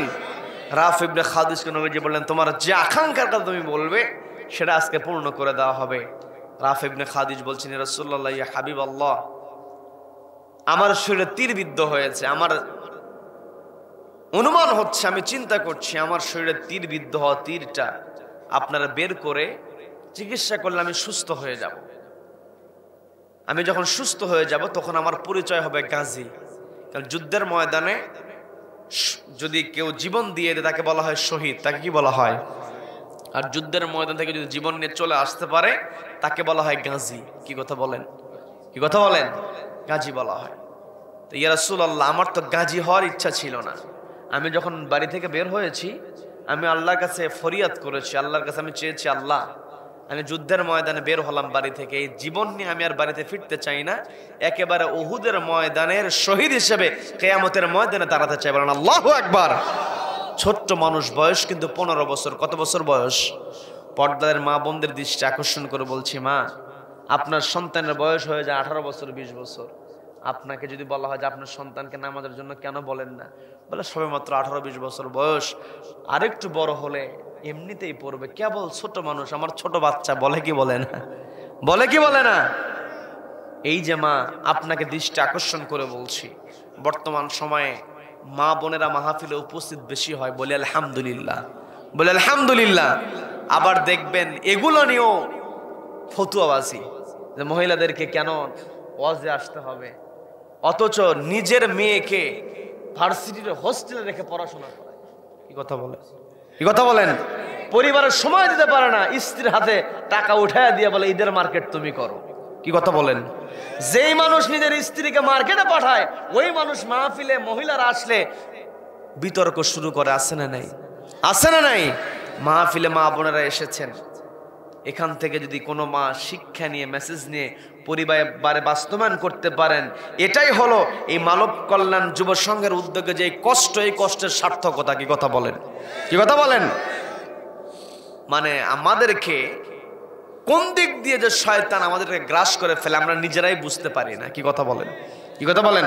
আমার পূর্বে তরিকুল ইসলাম ওবাইদি ভাই তিনি আলোচনা করেছেন, আজকে যে রাতটা যাচ্ছে লাইলাতুন নিসফি মিন শাবান, এই রাত্রি নিয়ে মতভেদ আছে, মত পার্থক্য আছে, কিন্তু মত পার্থক্য থাকতে পারে কিন্তু মত বিরোধ করা যাবে না। কি কথা বলেন? আজকে মুসলমানদের মধ্যে মত পার্থক্য থাকবে, কারো মত এমন হবে, কারো মত। আমরা মত পার্থক্যে পরস্পরকে সম্মান করব, শ্রদ্ধা করব, কিন্তু বিরোধ করা যাবে না। এই বিরোধ করা এটা তো শয়তানের ধোঁকা। কি কথা বলেন? কি কথা বলেন? কারণ দেখবেন, আমি মোহতারামের সঙ্গে একটু কথা আমার স্টেজে আসার আগে হয়েছিল, ওই কথাটা আমি আপনাদের সঙ্গে শেয়ার করি। সেটা হলো, যারা ভালো কাজ করে, যারা নামাজ পড়ে, রোজা রাখে, সত্য কথা বলে, হালাল রিজিকের মধ্যে থাকতে চায়, এদেরকে শয়তান তো ক্যাপচার করতে পারে না।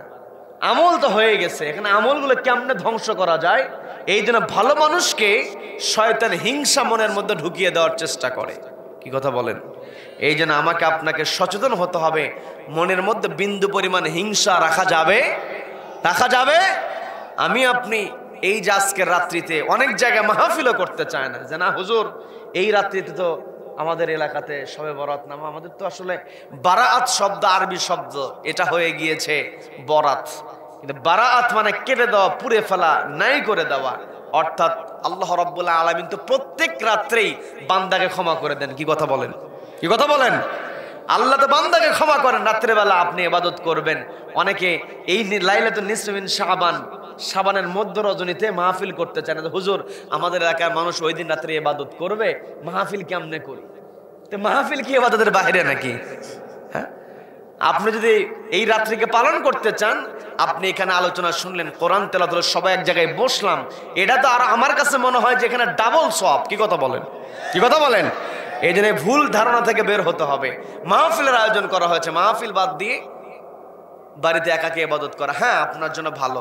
এখানে তো আমরা সারা রাত থাকবো না, 12টা 1টা পর্যন্ত। আপনি বাড়িতে গিয়ে দোয়া করলেন, কিন্তু আমরা এক জায়গায় বসলাম। এই রাতের যে বরকতময় রাত্রি, এই রাত্রিতে আমরা একত্রিত হয়ে, এই রাত্রিতে আল্লাহ ক্ষমা করেন বান্দাকে। কি কথা বলেন? কি কথা বলেন?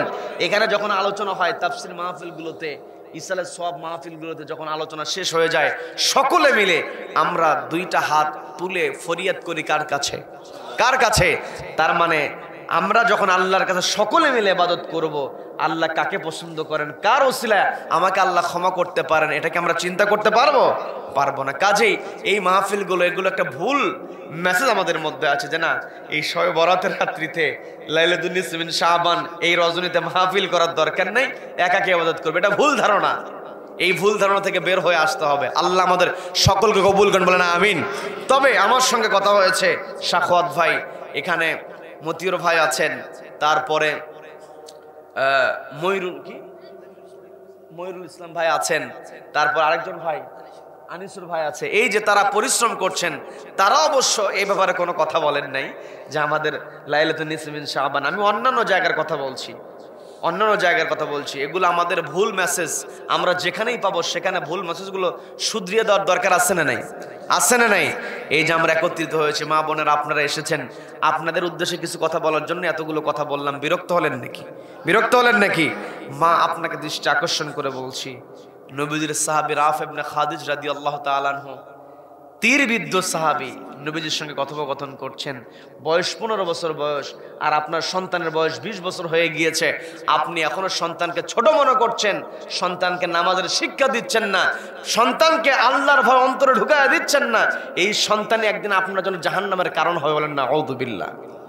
যে সন্তানকে আপনি মহাব্বত করে ঘুম থেকে জাগ্রত করছেন না, যে আমার সন্তানের এই শীতের রাত্রিতে উজু করলে কষ্ট হবে, মূলত আপনি দুনিয়ার এই কষ্টের দ্বারা, এই কষ্ট থেকে সন্তানকে দূরে রাখতেছেন জাহান্নামের কষ্টের মধ্যে ফেলে দেওয়ার জন্য। কি কথা বলেন? এই জন্য মা আপনাকে আমি দৃষ্টি আকর্ষণ করে বলছি, আপনারা মাহফিলে উপস্থিত বেশি হন, এটা আপনাদেরকে ধন্যবাদ জানাই। তবে এই মাহফিল থেকে আপনারা নিয়ত করে নেন, আপনার পরিবারের প্রত্যেকটা সদস্যকে নামাজি বানাতে আপনাকে অবশ্যই অগ্রণী ভূমিকা পালন করতে হবে। কি কথা বলেন? পরিবারের মা যদি নামাজি হয়, অধিকাংশ ক্ষেত্রে পরিবারের প্রত্যেকটা সদস্য নামাজি হয়ে যায়। কি কথা বলেন? আমি প্রায় জায়গাতে একটা কথা বলে থাকি, যেই পরিবারের মা নামাজ পড়ে, ওই পরিবারের সন্তান অটোমেটিক নামাজ শিখে যায়। দেখবেন আমরা অনেক সময় অনেক দৃশ্য দেখি, যে মা যদি নামাজি হয়, ওযু বানিয়ে যায় নামাজ বিছিয়ে নামাজ আদায় করে। মায়ের 2.5 বছর 3 বছরের ছোট্ট বাচ্চা প্রত্যেকদিন মাকে দেখে যে মা যায় নামাজে দাঁড়িয়ে নামাজ পড়ে। ছোট্ট মানুষ নামাজ জিনিসটা বোঝে না, কিন্তু এটা যে নামাজ কেমন করে পড়তে ওটার জানা নাই, তবে নামাজ এটা সে বোঝে। সে তাকিয়ে মাকে দেখে যে মা কোনো সময় দাঁড়িয়ে থাকে, কিয়াম করে, কোনো সময় বৈঠক করে, কোনো সময় রুকু করে, কোনো সময় সেজদা করে। নামাজের বিভিন্ন যেই আরকান হাকাম আছে এগুলো সন্তান দেখে, কিন্তু একটা দৃশ্য তার খুবই ভালো লাগে, সেটা হলো মা যখন কপালটাকে জমিনে ঠেকিয়ে সেজদা দেয় কাকে? ছোট্ট বাচ্চা প্রত্যেকদিন দেখতে দেখতে তার মনের মধ্যে আকাঙ্ক্ষা জাগ্রত হয়ে যায়। মা অজু বানিয়ে যায় নামাজ বিছিয়ে দিয়েছে, মা যায় নামাজে দাঁড়াবে, মাকে সুযোগ না দিয়া 3 বছরের ছোট্ট বাচ্চা তড়িঘড়ি করে যায় নামাজের উপরে সেজদা দেওয়া শুরু করে। দৃশ্য আছে না নাই? আছে না নাই? তার মানে মা, আপনি যদি নামাজি না হন, তাহলে আপনার সন্তান আপনার কাছ থেকে সেজদা দেওয়া শিখবে কেমন করে? এই জন্য মা আমি আপনাকে দৃষ্টি আকর্ষণ করে বলছি, আপনি নামাজ পড়বেন, আপনি কোরআন তেলাওয়াত করবেন, আপনি জিকির আজকার করবেন, কাজ কাম করছেন, আপনার কথার মধ্যে সুবহানাল্লাহ, আলহামদুলিল্লাহ, আল্লাহু আকবার জিকির থাকবে। আপনি যেই কাজটাই করবেন বিসমিল্লাহ বলে আপনি কাজটা করবেন। আপনার সন্তান যখন দেখবে যে মা বিসমিল্লাহ পড়ে, অটোমেটিক আপনার সন্তান বিসমিল্লাহতে অভ্যস্ত হয়ে যাবে। কি কথা বলেন? আর বিসমিল্লাহ যেখানে আছে, আল্লাহর নাম যেখানে আছে, সেখানে বরকত আছে না নাই? আছে। এই জন্য মা আপনাকে দৃষ্টি আকর্ষণ করে বলছি, আপনার সন্তানকে আপনার মুমিন বানাতে হবে। আমি যে আয়াতে কারিমা তেলাওয়াত করেছি, এই আয়াতে মুমিন বান্দার 1 নম্বর বৈশিষ্ট্য, মুমিন বান্দা ভয় করবে কাকে? ভয় করবে কাকে? আপনার সন্তানকে আল্লাহর ভয়ে শিক্ষা দিতে হবে। 2 নম্বর বৈশিষ্ট্য, ওয়াইদা তুলিয়াত আলাইহিম আয়াতুহু যাদাতহুম ঈমানা, ঈমানদার বান্দার ঈমান বৃদ্ধি পাবে কোরআন তেলাওয়াত শুনলে। তার মানে আপনার সন্তানকে এমন করে গড়ে তুলতে হবে যেন আপনার সন্তান কোরআন তেলাওয়াত শুনতে অভ্যস্ত হয়। কি কথা বলেন? সন্তানকে কোরআন তেলাওয়াতের তাগিদ দিতে হবে। ওয়া আলা রাব্বিহিম ইয়াতাওয়াক্কালুন, সন্তানকে আল্লাহর উপর অটল থেকে আল্লাহকে ভয় করে পৃথিবীতে যতদিন থাকবে আল্লাহকে ভয় করবে, আল্লাহর উপরে তাওয়াক্কুল করে চলার শিক্ষা সন্তানকে পরিবার থেকেই দিতে হবে। কি কথা বলেন? আজকে আমার দেশে প্রত্যেকটা জায়গায় দুর্নীতি, অন্যায় আছে না নাই? আছে না নাই? প্রত্যেকটা জায়গাতে অন্যায়। মা আপনাকে দৃষ্টি আকর্ষণ করে বলছি, আপনার সন্তান দেশের যে চেয়ারে বসুক না কেন, দেশের যে যে চেয়ারে বসেছে, সচিব কেউ হতে পারে, কেউ এসপি হতে পারে, কেউ ডিসি হতে পারে, কেউ ইঞ্জিনিয়ার হতে পারে, যে যে পদেই থাকুক না কেন, সবাই কিন্তু কোনো না কোনো মায়ের সন্তান। কি কথা বলেন? মা আপনি যদি আপনার সন্তানকে আল্লাহর ভয় অন্তরে ঢুকাইয়া দিতে পারেন, এই সন্তান ডাক্তার হবে, সে প্রকৃত ডাক্তার হবে, ডাক্তার নামে কসাই হবে না। কি কথা বলেন? আপনার সন্তানকে যদি আপনি আল্লাহর ভয় ঢুকিয়ে দিতে পারেন, আপনার সন্তান ইঞ্জিনিয়ার হবে, সে ইঞ্জিনিয়ার, প্রকৃত ইঞ্জিনিয়ার হবে, রডের বদলে বাঁশ দেওয়া ইঞ্জিনিয়ার হবে না। কি কথা বলেন? আজকের সন্তানকে আপনি টাকা উপার্জনের মেশিন বানানোর চেষ্টা করি, আল্লাহর ভয় সন্তান অন্তরে ঢুকিয়ে দিতে পারি না, যার কারণে সন্তান যে চেয়ারে বসে কলমের খোঁচা দিয়ে লক্ষ লক্ষ টাকা আত্মসাৎ করে। কি কথা বলেন? কিন্তু মা আপনার তো প্রশংসা এমন করা উচিত যে আমার সন্তান বড় অফিসার, আমার সন্তান চাইলে কলমের খোঁচা দিয়ে লক্ষ লক্ষ কোটি কোটি টাকা আত্মসাৎ করতে পারে, কিন্তু আমার সন্তানকে আমি এমন করে শিক্ষা দিয়েছি, আমার সন্তান আল্লাহকে ভয় করে, ওই চেয়ারে বসার পরে আমার সন্তান 1 টাকার দুর্নীতি করে নাই। এই কথা মা হিসাবে, বাবা হিসাবে যদি আপনি বলতে পারি, এই সন্তানে আমাকে আপনাকে জান্নাতে নিয়ে যাবে। কি কথা বলেন? কি কথা বলেন? এই জন্য সন্তানকে প্রকৃত শিক্ষা মা আপনাকে সজাগ হতে হবে, আপনাকে সচেতন হতে হবে। দুনিয়াতে কষ্ট করতে রাজি আছি, কিন্তু আখিরাতের কষ্ট সহ্য করার ক্ষমতা আমাদের নাই। সম্মানিত বন্ধুগণ, যে কথা আমি বলতে নিয়েছিলাম, রাফি ইবনে খাদিজ বলছেন, ইয়া রাসূলুল্লাহ, ইয়া হাবিবাল্লাহ, আমার শরীর থেকে তীর যদি বের করে চিকিৎসা করা হয়, আমি তো সুস্থ হয়ে যাব, আমি তো গাজী হয়ে যাব, কিন্তু আমি তো আল্লাহর কাছে ফরিয়াদ করেছি, আমি তো চেয়েছি ওহুদের শহীদ হওয়ার জন্য। এমত অবস্থা, আমার তীর বিদ্ধ, তীরটাকে বের করার পরে আমি আহত থাকব। এই আহত অবস্থা আপনি তো আমাকে যুদ্ধের ময়দানে যেতে দিবেন না, যুদ্ধের ময়দানে আমি যুদ্ধ করতে পারবো না, শহীদ হওয়ার দরজা আমার বন্ধ হয়ে গেল, আমার মনে অপূর্ণ থেকে গেল। নবীজি বলছেন, রাফে, তোমার শরীরে তীর আমি 2টা উপায়ে বের করতে পারবো, তোমার শরীরে আমি 2টা উপায়ে তীর বের করতে পারি। একটা হলো, তুমি নিজেই বলেছ, তোমার শরীর থেকে বিদ্যুৎ তীরটা বের করে ফেলবো, চিকিৎসা করা হবে, তুমি সুস্থ হয়ে যাবে। তবে আরেকটা পদ্ধতি, তোমার শরীর থেকে আমি তীরটা বের করতে পারি, সেটা হলো তোমার দেহের মধ্যে যে তীরের ফলাটা ঢুকেছে, আমি তোমার দেহের মধ্যে তীরের ফলাটা রেখে দিয়ে শুধুমাত্র কাঠিটাকে বের করে নেব। এই কাঠিটা যখন বের করে নেব, তোমার দেহের মধ্যে তীরের ফলা থেকে যাবে, দেহের মধ্যে লোহার খণ্ড যখন থেকে যায়, যতই ঔষধ খাওয়া হোক না কেন, দেহের মধ্যে যদি লোহার খণ্ড থেকে যায়, ওই ক্ষতস্থান কখনো শুকাবে নাকি? শুকাবে নাকি? অনেক সময় পত্রিকা আমরা দেখি, ডাক্তার অপারেশন করতে গিয়ে রোগীর পেটের মধ্যে কেচি সিজার রেখেই সেলাই করে দিয়ে, যেমন দৃশ্য আছে না নাই? এমন ঘটনা আছে না নাই? চিকিৎসা করে, ঔষধ খায়, ঘা শুকায় না, কারণ তার ভিতরে তো লোহার জিনিস থেকে গিয়েছে, স্টিলের জিনিস থেকে গিয়েছে। নবীজি বলছেন, রাফি, তোমার দেহের মধ্যে যদি আমি তীরের ফলাটা রেখে দেই, তাহলে তোমার ক্ষতস্থান শুকাবে না। যতদিন তুমি বেঁচে থাকবে তোমাকে চিকিৎসা করতে হবে, ওই ক্ষতস্থান নিয়ে তোমার চলতে হবে। তুমি যদি ক্ষতস্থান নিয়ে চলতে পারো, যেই দিন তুমি মারা যাবে, তোমার ক্ষতস্থান থেকে অবস্থায় তুমি মারা যাবে, আর কিয়ামতের ময়দানে যে যে অবস্থায় থাকবে তাকে সে অবস্থায় ওঠানো হবে। তুমি যখন ওই ক্ষতস্থান নিয়ে উহুদের ময়দানে হাজির হবে, ওই ক্ষতস্থান দেখিয়ে আমি আল্লাহর কাছে সুপারিশ করব, উহুদের ময়দানে তুমি ক্ষত হয়েছিল, তুমি তীরবিদ্ধ হয়েছিলে, ওই ক্ষতস্থান দেখিয়ে উহুদের শহীদ হিসেবে আমি তোমার জন্য আল্লাহর কাছে সুপারিশ করব। বলেন আল্লাহু আকবার, বলেন আল্লাহু আকবার। তবে শর্ত হলো তুমি ভেবেচিন্তে সিদ্ধান্ত গ্রহণ করো, কারণ দেহের মধ্যে যখন তীরের ফলা থেকে যাবে তোমার তীব্র যন্ত্রণা হবে, তোমার কষ্ট হবে। তুমি যদি কষ্টটাকে মেনে নিতে পারো তবে আমি এই কাজটা করতে পারি। রাফি ইবনে বলছেন, রাফি ইবনে খাদিজ রাদিয়াল্লাহু তাআলা তিনি বলছেন, ইয়া রাসূলুল্লাহ, ইয়া হাবিবাল্লাহ, দুনিয়ার কষ্টকে আমি সহ্য করতে রাজি আছি, আমি দুনিয়াতে কষ্ট করতে রাজি আছি, তবু উহুদের শাহাদাতের মর্যাদা আমি হারাতে চাই না। বলেন আল্লাহু আকবার। নবীজি রাফি ইবনে খাদিজার দেহের মধ্যে তীরের ফলাটা রেখে দিলেন। বয়স ছিল কত? সবাইকে বলতে হবে কত বছর বয়স? 15 বছর বয়সী নবীজি রাফি ইবনে খাদিজার দেহের মধ্যে তীরের ফলা রেখে দিয়েছিলেন। আর যেই দিন মালাকুল মাউত রাফি ইবনে খাদিজার জানটা কবজ করেছিলেন, অর্থাৎ যেই দিন রাফি ইবনে খাদিজ মৃত্যুবরণ করেছিলেন, সেই দিন তার বয়স ছিল 86 বছর। বলেন আল্লাহু আকবার। এখন 86 থেকে যদি 15 বাদ দেওয়া হয় থাকে 71 বছর। এই 71 বছর তিনি কষ্ট করেছেন একমাত্র কাকে সন্তুষ্ট করার জন্য। তার মানে এই পৃথিবীতে আমাকে আপনাকে আল্লাহকে সন্তুষ্ট করার জন্য কাজ করতে হবে। আল্লাহ তো বলেন, আমার বান্দারা তোমরা যদি নিজেদেরকে জাহান্নামের আগুন থেকে বাঁচা দাও, তুনজিকুম মিন আযাবিন আলিম, তোমাদেরকে যন্ত্রণাদায়ক শাস্তি থেকে তোমরা বাঁচাতে পারবে। শর্ত হলো তুমিনুনা বিল্লাহি, ঈমান আনতে হবে কার উপরে? ও রাসূলি, রাসূলের উপরে। ওয়া তুজাহিদুনা ফি সাবিলিল্লাহি বিআমওয়ালিকুম ওয়া আনফুসিকুম, আল্লাহ বলছেন যালিকুম খায়রুল লাকুম ইন কুনতুম তা'লামুন। ও আমার বান্দারা, আমার রাস্তায় সংগ্রাম করা, অর্থ দিয়ে, জীবন দিয়ে তোমরা যদি আমার রাস্তায় সংগ্রাম করতে পারো, এটাই তোমাদেরকে জাহান্নাম থেকে বাঁচায় দেয়। বলেন না সুবহানাল্লাহ।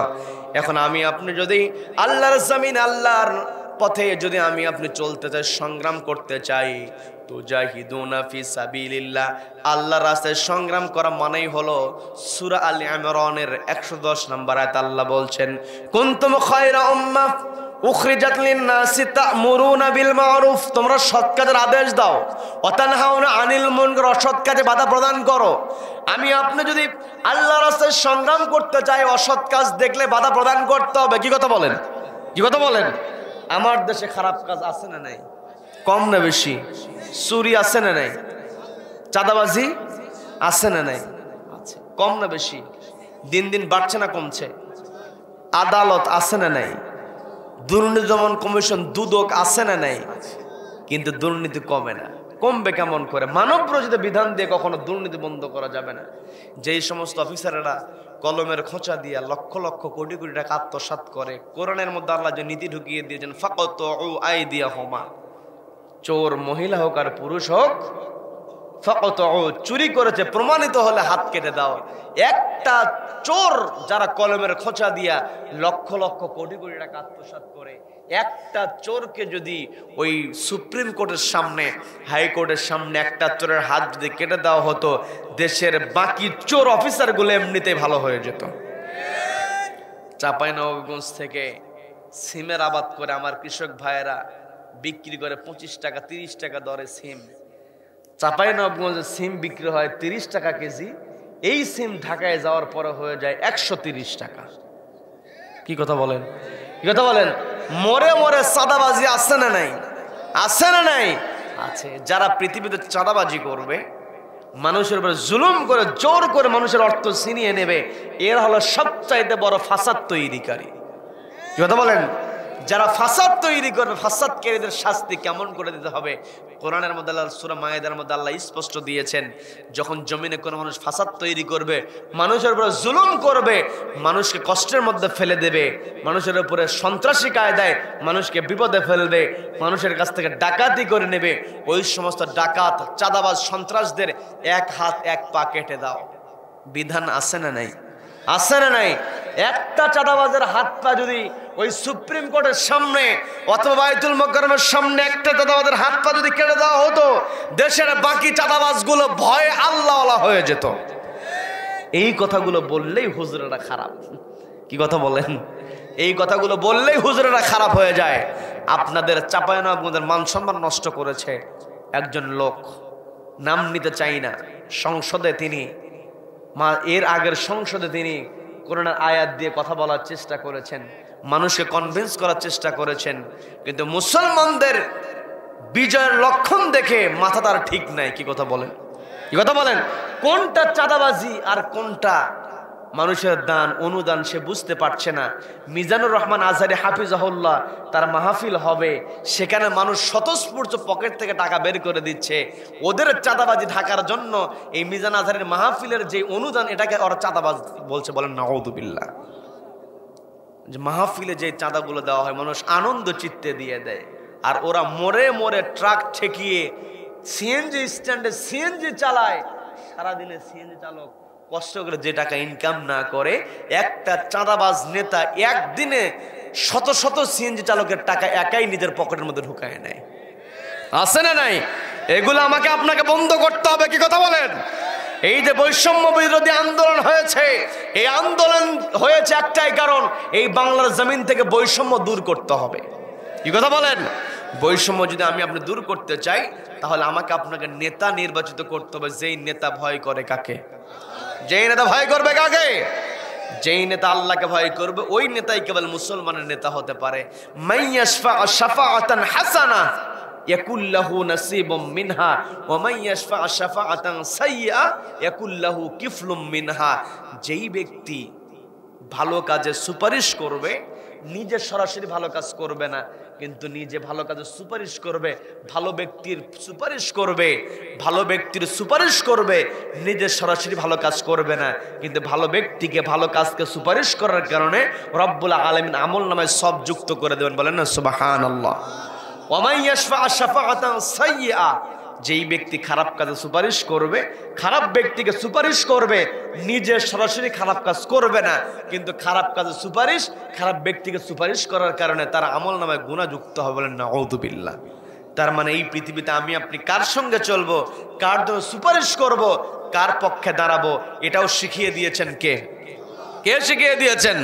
আপনার বাড়িতে যদি বাংলা অনুবাদ কোরআন থাকে, আপনি নোট করে নিয়ে যান। সূরা নিসা, মহিলাদের নামে যে সূরাটা আছে, 4 নম্বর সূরা, সূরা নিসা 85 নম্বর আয়াত আল্লাহ স্পষ্ট বলছেন, তোমরা ভালো কাজে সুপারিশ করো, তোমাদের আমলনামায় সব যুক্ত হবে, আর খারাপ কাজে সুপারিশ করো, তোমাদের আমলনামায় গুনাহ যুক্ত হবে। নিজে খারাপ কাজ করবে না, কিন্তু খারাপ কাজে সুপারিশ করার কারণে তোমাকে জাহান্নামে যেতে হবে। বলেন নাউযুবিল্লাহ। কাজে এই পৃথিবীতে আমরা এসেছি, আমাকে আপনাকে সৃষ্টি করেছেন কে? সবাইকে বলতে হবে, কে সৃষ্টি করেছেন? আমরা কার গোলাম? আমরা কার খলিফা? আমরা আল্লাহর গোলাম, আল্লাহর খলিফা। আল্লাহর খলিফা হিসেবে পৃথিবীতে আমাকে আপনাকে নিজে ইবাদত করতে হবে। ব্যক্তিগত জীবন, পারিবারিক জীবন, সামাজিক জীবন, রাষ্ট্রীয় জীবন, আন্তর্জাতিক অঙ্গন, প্রত্যেকটা অঙ্গনে আমাকে আপনাকে চলতে হবে একজন হুকুম মেনে। তিনি কে? সবাইকে বলতে হবে, তিনি কে? আল্লাহর হুকুম মেনে চলার জন্য, আল্লাহর জমিন, আল্লাহর বিধান কায়েমের জন্য তুজাহিদুনা ফি সাবিলিল্লাহ, আল্লাহর রাস্তায় সংগ্রাম করতে হবে। আর আল্লাহর রাস্তায় সংগ্রাম করা মানেই হলো তা'মুরুনা বিল মা'রুফ, সৎ কাজের আদেশ দেওয়া, ওয়া তানহাউনা আনিল মুনকার, অসৎ কাজে বাধা প্রদান করা, ওয়া তু'মিনুনা বিল্লাহ, ঈমান আনা কার উপরে? তার মানে আল্লাহর প্রতি ঈমান এনে সৎ কাজের আদেশ, অসৎ কাজে বাধা প্রদানের জন্য আমরা যেন ঐক্যবদ্ধ হয়ে, উম্মাহ হয়ে এই জমিন আল্লাহর ইবাদত করে আল্লাহর সন্তুষ্টি নিয়ে বিদায় হতে পারে।